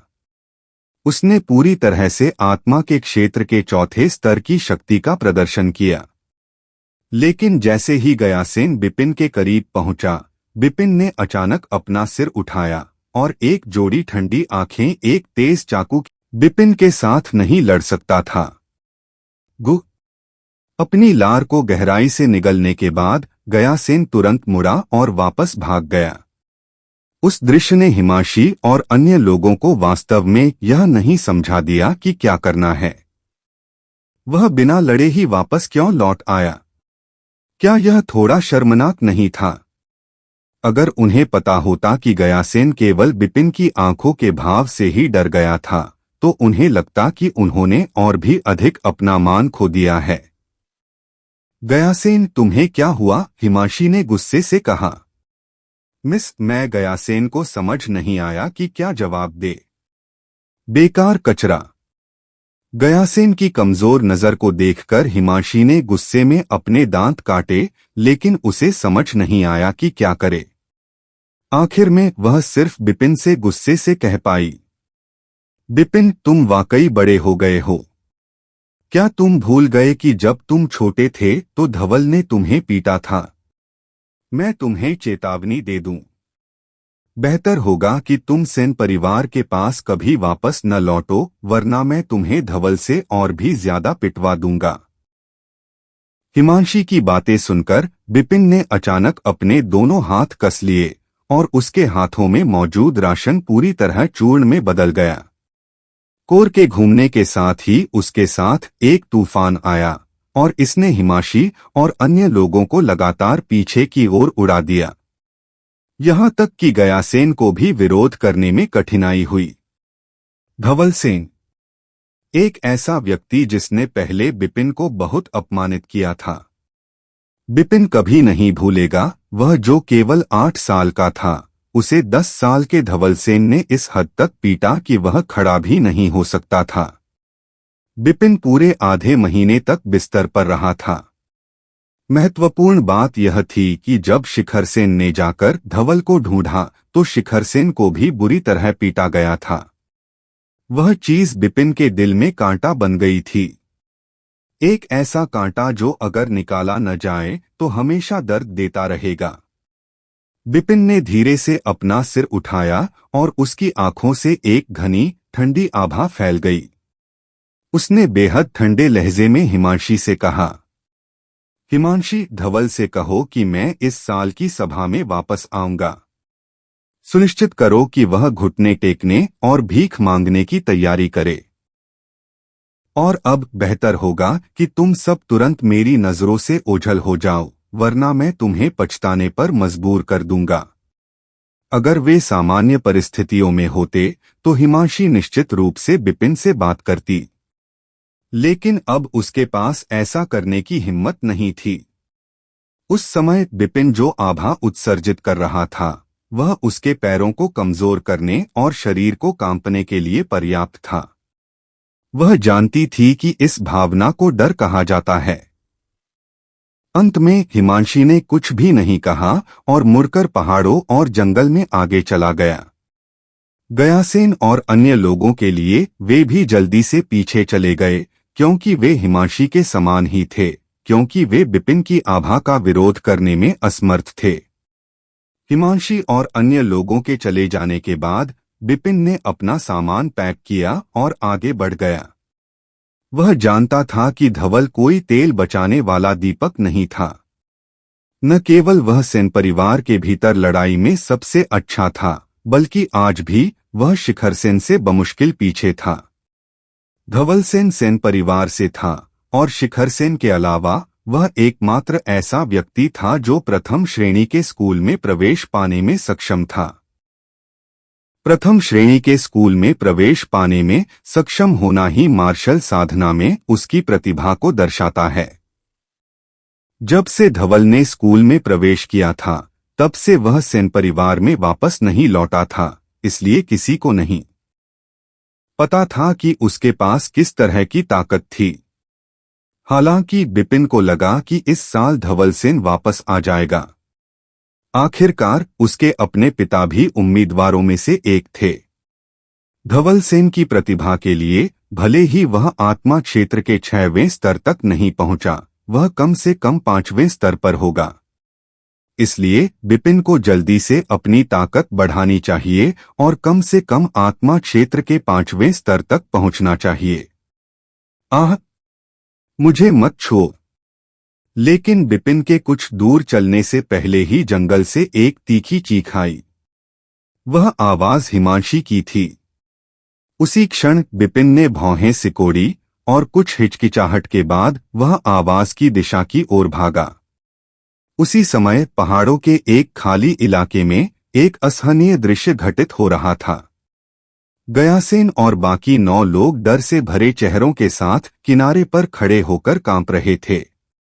बीच की खाली जगह में हिमांशी के साथ 3 आदमी खेल रहे थे। वे तीनों लोग 20 या उससे ज्यादा उम्र के थे और उनके चेहरे बेहद भद्दे थे। लेकिन उनके शरीर के पीछे उनकी पीठ पर एक काली लोहे की तलवार थी। वे तलवार गठबंधन के सदस्य थे।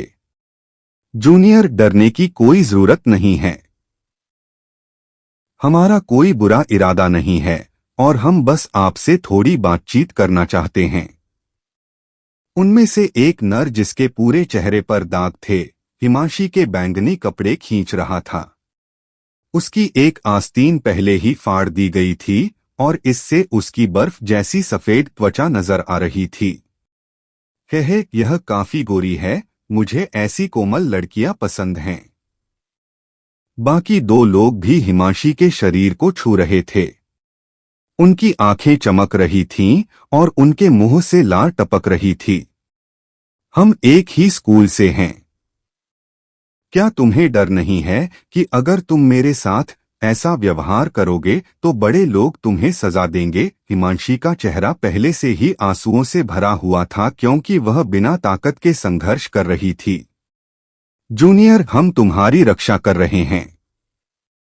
बड़ों के पास तो हमारी तारीफ करने का भी समय नहीं है, तो वे हमें सजा क्यों देंगे? यह सही है, उनके जैसे बेकार लोगों का पीछा करना आपको और भी ज्यादा खतरे में डाल देगा। फिर भी हमारा पीछा करना बेहतर है और जब शिकार खत्म हो जाएगा तो हम आपको कुछ इनाम देंगे। रात हो चुकी थी और वे तीनों बहुत अकेले थे। ठीक उसी समय उन्हें हिमांशी जैसी एक छोटी भेड़ मिली। वे उस मौके को कैसे जाने दे सकते थे?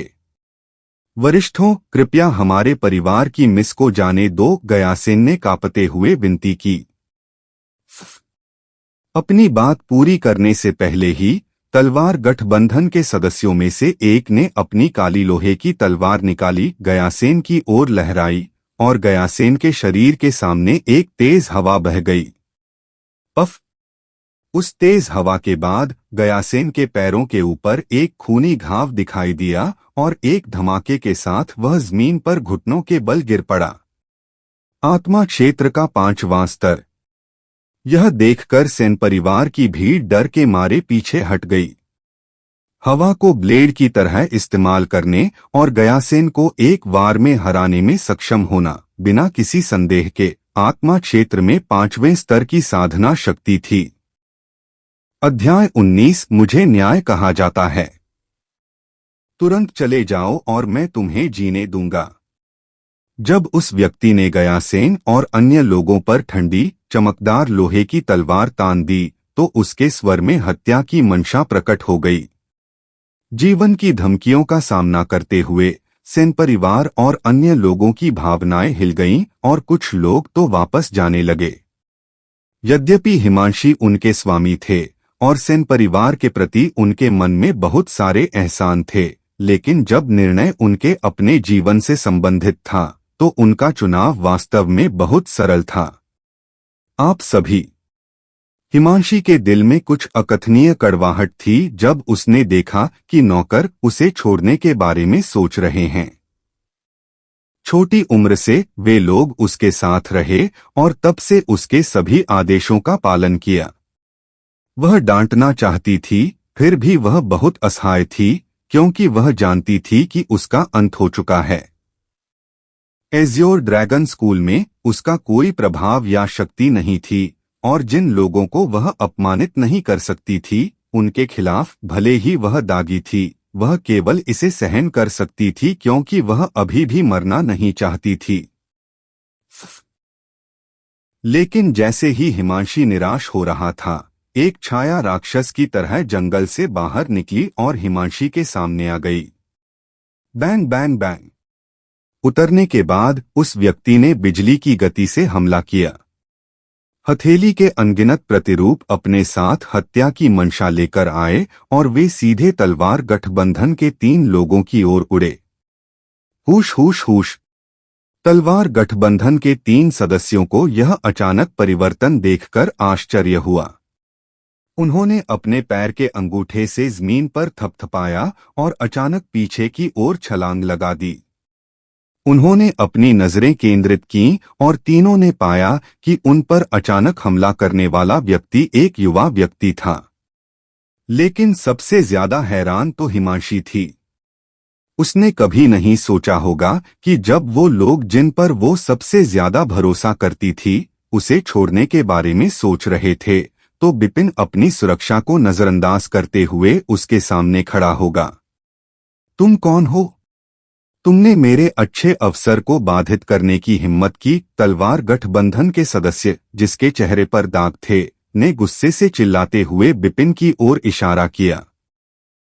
आप मेरा नाम जानने के लायक नहीं हैं, लेकिन आप मुझे न्याय कह सकते हैं। बिपिन ने हल्के से मुस्कुराया। न्याय? हाँ, दागदार पुरुष ने अपने हाथों में लोहे की तलवार घुमाई और अनगिनत हवा के ब्लेड बिपिन पर उड़े। यह देखकर बिपिन ने अपनी एक हथेली से धक्का दिया और एक गर्म बल ने हिमांशी को रास्ते से हटा दिया। इसके बाद वह तेजी से चकमा देने लगा और हमले से बचने के बाद वह सीधे नर की ओर दौड़ा और एक इल्यूजनरी पाम से उस पर हमला कर दिया। बेटे, तुम मौत की तलाश में हो। यह देखकर कि बिपिन ने भी जवाबी हमला करने की हिम्मत की, अन्य 2 तलवार गठबंधन के सदस्यों ने भी अपनी पीठ से लोहे की तलवारें निकालीं और कुछ अजीब तलवार शैली के साथ बिपिन पर वार किया। फुफ फुफ फुफ। बिपिन ने न केवल चकमा दिया, बल्कि उसने अपनी हमला करने की शैली भी बदल दी और तीनों मायावी हथेलियां एक ही समय में चिपक गईं, जिससे तीनों लोहे की तलवारें एक दूसरे से टकरा गईं। Clang clang clang. 3 भारी आवाजें गूंजीं और चारों लोग थोड़ा पीछे हट गए। लेकिन बिपिन की हथेलियों से एक सुन्नपन सा महसूस हुआ। बिपिन भी भौंचक्का हो गया और उसका चेहरा और भी भारी हो गया। वह जानता था कि वे तीनों आत्मा क्षेत्र के 5वें स्तर के विशेषज्ञ थे और उन्होंने अपनी पूरी शक्ति का उपयोग भी नहीं किया था। तलवार गठबंधन के 3 सदस्यों ने भी भौहें सिकोड़ी। उन्हें पहले ही पता चल गया था कि बिपिन आत्मा क्षेत्र के 4थे स्तर पर था। लेकिन जब 4थे स्तर का एक छोटा बच्चा उन तीनों को पीछे धकेलने में सक्षम था, तो इसका मतलब था कि वे उस छोटे बच्चे की ताकत को कम नहीं आंक सकते थे। बेटा, हम बिल्कुल अजनबी हैं। तुम्हें हमारे तलवार गठबंधन को कुछ ऐसे लोगों के लिए नाराज करने की जरूरत नहीं है जिन्हें तुम नहीं जानते। यह सही है। मैं देख रहा हूं कि तुममें काफी प्रतिभा है। जब तक तुम थोड़े समझदार हो, हम तुम्हें तलवार गठबंधन में शामिल होने के लिए एक परिचय दे सकते हैं। मैं गारंटी देता हूं कि तुम्हारा भविष्य उज्ज्वल होगा। यह देखते हुए कि बिपिन की देखभाल करना उतना आसान नहीं था जितना उन्होंने सोचा था, वे तीनों बिपिन को अपने गठबंधन में शामिल करना चाहते थे।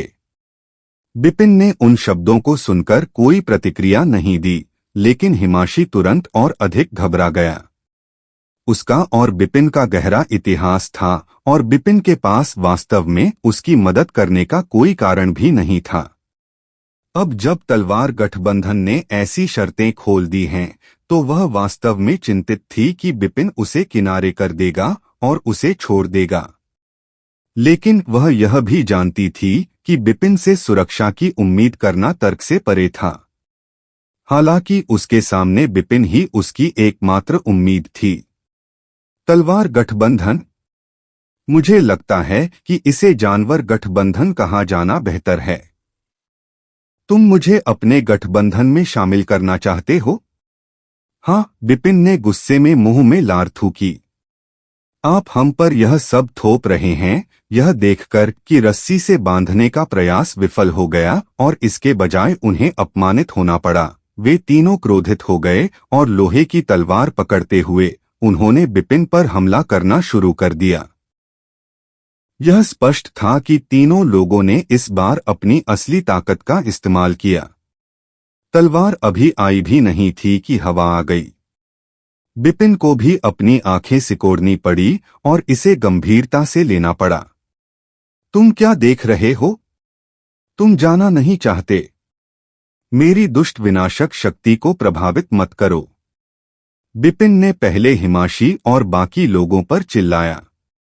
तभी उसका शरीर हिला और उसकी भुजाओं की लहरों के साथ अनगिनत अदृश्य हथेलियां हवा में भर गईं और तीनों लोगों पर हमला कर दिया। यह इल्यूजनरी पाम है, सावधान रहें। उनमें से एक ने विपिन के मार्शल कौशल को पहचाना और उसी समय जब वह चौंक गया तो उसकी तलवार की शैली भी उसी के अनुसार बदल गई। एक ठंडी चमक उभरी और तीनों लोगों ने बिल्कुल वही तकनीकें दिखाईं और विपिन को उसके भीतर घेर लिया। जब उसने विपिन को आत्मा क्षेत्र के 5वें स्तर पर 3 विशेषज्ञों से लड़ते देखा तो हिमांशी की भावनाएं बेहद जटिल हो गईं। वह जानती थी कि इसका क्या मतलब है। इसका मतलब था कि विपिन उसके लिए खुद को जोखिम में डाल रहा था और इस जोखिम की वजह से उसकी जान भी जा सकती थी। अभी भी नहीं गया। जैसे ही हिमांशी हिचकिचा रहा था, विपिन फिर से चिल्लाया, मिस चलो। उसी समय सेन परिवार के लोग भी आ गए और हिमांशी को जंगल में खींच ले गए।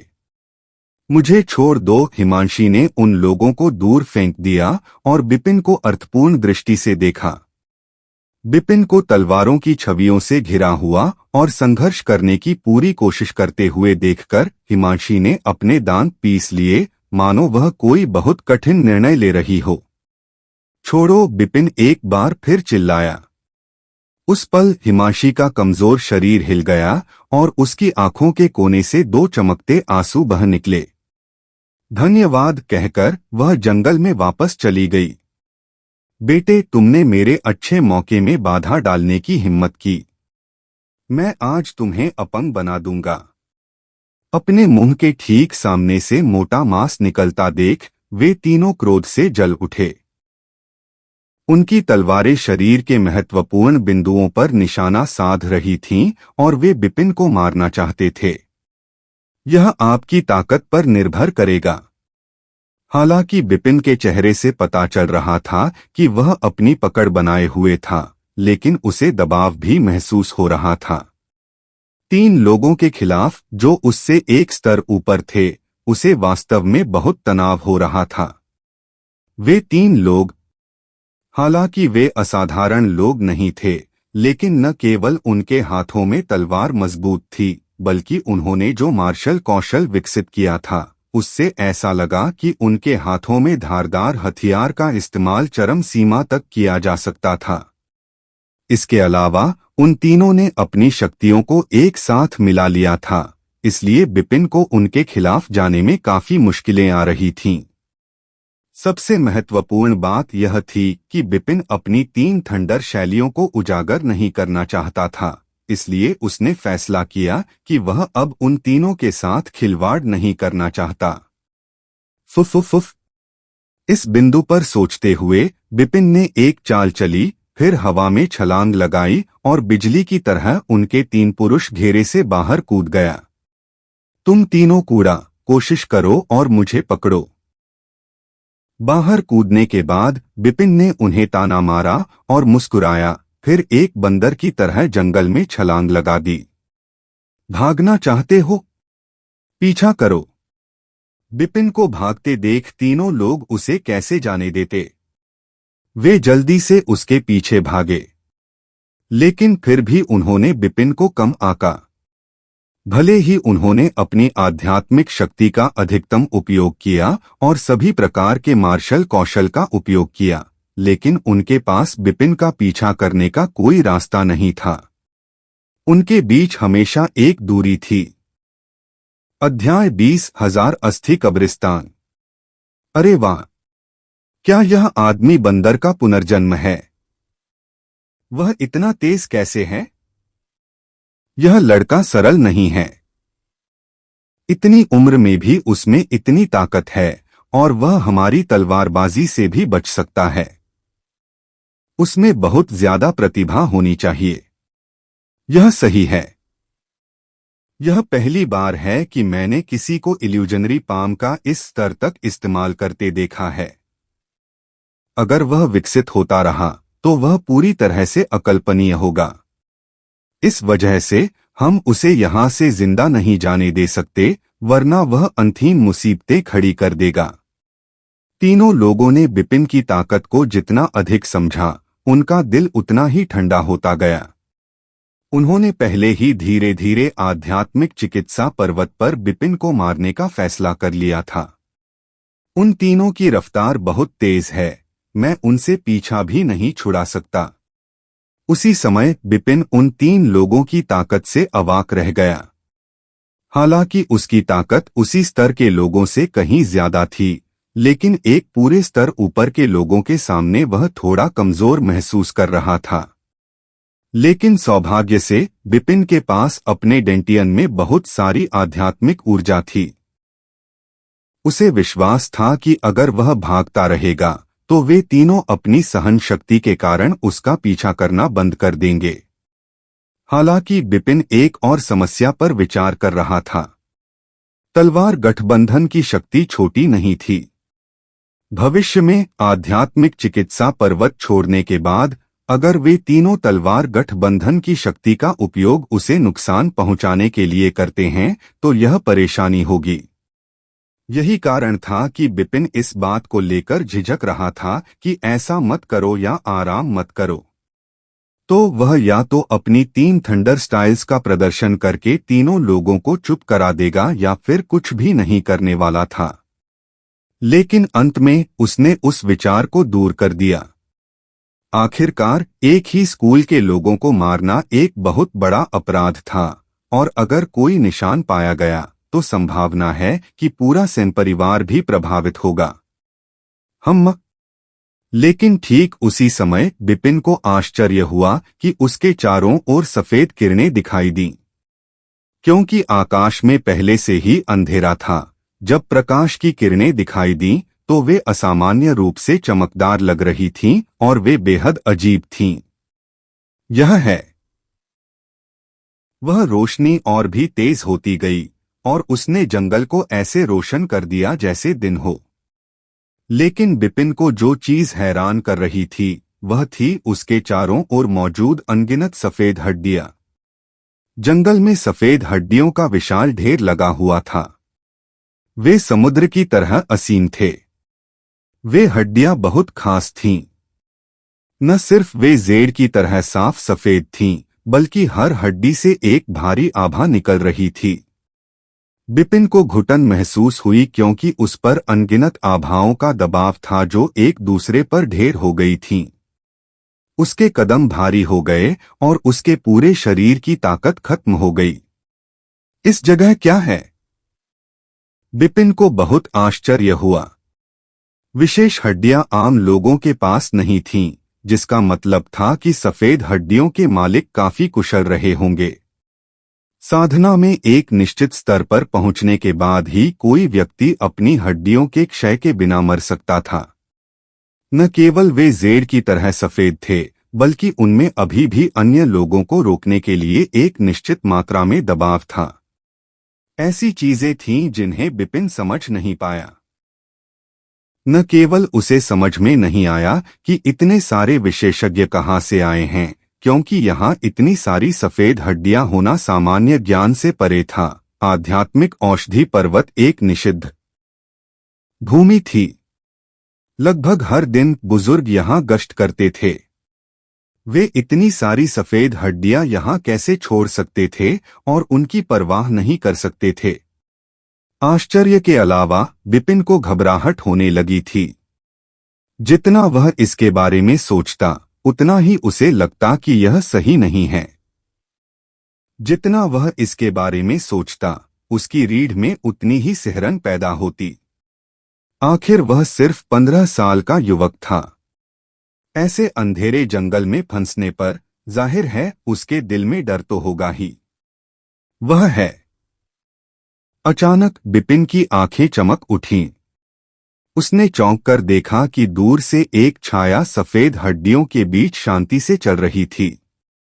वह स्पष्ट रूप से देख सकता था कि यह एक बूढ़ा आदमी था। बूढ़ा आदमी बर्फ की तरह साफ था। उसने एक नीला लबादा पहना हुआ था और लबादे पर 8 त्रिग्रामों का निशान था। बूढ़ा आदमी अपने दाहिने हाथ में एक बहुत ही अजीबोगरीब मक्खी मारने वाली छड़ी पकड़े हुए था। बूढ़े आदमी के चेहरे पर मुस्कान थी और वह धीरे धीरे बिपिन की दिशा में चल रहा था। वह सफेद हड्डियों से जरा भी प्रभावित नहीं था। लेकिन जिस चीज ने बिपिन को सबसे ज्यादा चौंकाया वह थी बूढ़े आदमी की त्वचा जो जेड की तरह थी और उसके पूरे शरीर से निकलने वाली हल्की चमक। उस तरह की विशेष आभा दुनिया में उतरने वाले किसी संत की तरह थी। प्रभु, क्या यह किंवदंतियों वाला 1000 हड्डियों वाला कब्रिस्तान है? ठीक उसी समय तलवार गठबंधन के 3 लोग भी दौड़े। हालांकि उनके मन में बिपिन पर हमला करने का कोई विचार नहीं था क्योंकि वे अपनी आंखों के सामने के दृश्य को देखकर पूरी तरह से चकित थे। बिपिन की घबराहट की तुलना में तीनों लोगों के चेहरे पर एक शब्द स्पष्ट रूप से लिखा हुआ था, डर। 1000 हड्डियों वाला कब्रिस्तान। यह कैसी जगह है? बिपिन का दिल सिकुड़ गया और सिर्फ उस नाम से ही उसे बेचैनी महसूस होने लगी। अरे यार, तुमने हम सबको मार डाला। तुम हमें ऐसी जगह पर ले आए। यह 1000 हड्डियों वाला कब्रिस्तान खतरे वाली जगह है, उस दागदार नर ने कांपती आवाज में कहा। खतरे वाली जगह? यह सही है। यह असली खतरे वाली जगह है। नहीं, यह एक किंवदंती थी। आध्यात्मिक चिकित्सा पर्वत की किंवदंतियों में से एक। किंवदंतियों के अनुसार 1000 हड्डियों वाला कब्रिस्तान है जो अवास्तविक और अप्राप्य है और यह अनिर्धारित समय पर आध्यात्मिक चिकित्सा पर्वत में प्रकट हुआ था। लेकिन यह जगह वाकई बहुत खतरनाक है। किंवदंतियों के अनुसार जो लोग इस जगह पर कदम रखते हैं वे जिंदा नहीं बच पाते। यहाँ तक कि जो लोग अपनी जान बचा लेते हैं वे भी पागल हो जाते हैं। मैंने कभी नहीं सोचा था कि यह डरावनी किंवदंती सच थी। हम 1000 हड्डियों वाले कब्रिस्तान में कदम रख चुके हैं। बाकी 2 लोग भी बहुत डरे हुए थे। जब वे बोल रहे थे तो कुछ शब्द बेतुके थे और इससे पता चलता था कि उनके दिल में कितना डर था। अगर मैं पूछ सकता हूँ, क्या यह वास्तव में 1000 हड्डियों वाला कब्रिस्तान है? बिपिन ने अपनी नजर उस रहस्यमय बूढ़े आदमी की ओर डाली जो एक मक्खी मारने वाली मशीन पकड़े हुए था। हालांकि वह बूढ़े आदमी के शरीर से कुछ भी महसूस नहीं कर सकता था, लेकिन उसके बाहरी रूप को देखकर बिपिन बता सकता था कि वह असाधारण था। बिना किसी संदेह के वह एज़्योर ड्रैगन स्कूल का कोई बड़ा शख्स होगा। लेकिन उसे उलझन में डालने वाली बात यह थी कि बूढ़ा आदमी स्पष्ट रूप से उसकी ओर देख रहा था, फिर भी उसने बोलने के लिए अपना मुंह नहीं खोला, बल्कि उसके मुंह के कोनों से एक अजीब सी मुस्कान उभरी। अरे तुम किससे बात कर रहे हो? अरे बदमाश, हमें धोखा देने की कोशिश मत करो। लेकिन अप्रत्याशित बात यह थी कि बिपिन की बूढ़े आदमी को पुकार सुनने के बाद 3 तलवार गठबंधन के सदस्यों के चेहरे तुरंत पीले पड़ गए और उन पर रंग का एक भी निशान नहीं रहा। क्या तुम नहीं देख सकते कि मैं इस व्यक्ति से बात कर रहा हूं? बिपिन ने पास खड़े रहस्यमय बूढ़े व्यक्ति की ओर इशारा किया। कौन सा इंसान? तुम बदमाश, तुम सच में मरना चाहते हो? उस दागदार नर ने अपनी तलवार पकड़ी और बिपिन पर हमला करना चाहता था। उससे परेशान मत हो। इस आदमी के साथ कुछ गड़बड़ है और हमें जल्दी से यहाँ से चले जाना चाहिए। लेकिन उसे हमला करने से पहले ही बाकी दो ने उसके कंधों को खींचा और उसे उस रास्ते की ओर घसीटना शुरू कर दिया जहां से वे आए थे। जी जी जी। लेकिन ठीक उसी समय हर तरफ से एक कान फाड़ देने वाली आवाज आई। वह आवाज बहुत अजीब थी, बेहद भयावह थी और ऐसा लग रहा था जैसे लाखों आत्माएं अन्याय के खिलाफ चीख रही हों और चिल्ला रही हों। उसी समय बिपिन को आश्चर्य हुआ कि उसके चारों ओर की सफेद हड्डियों पर गहरे हरे रंग की गैस तैर रही थी और उस गैस से अजीब चीखें आ रही थीं।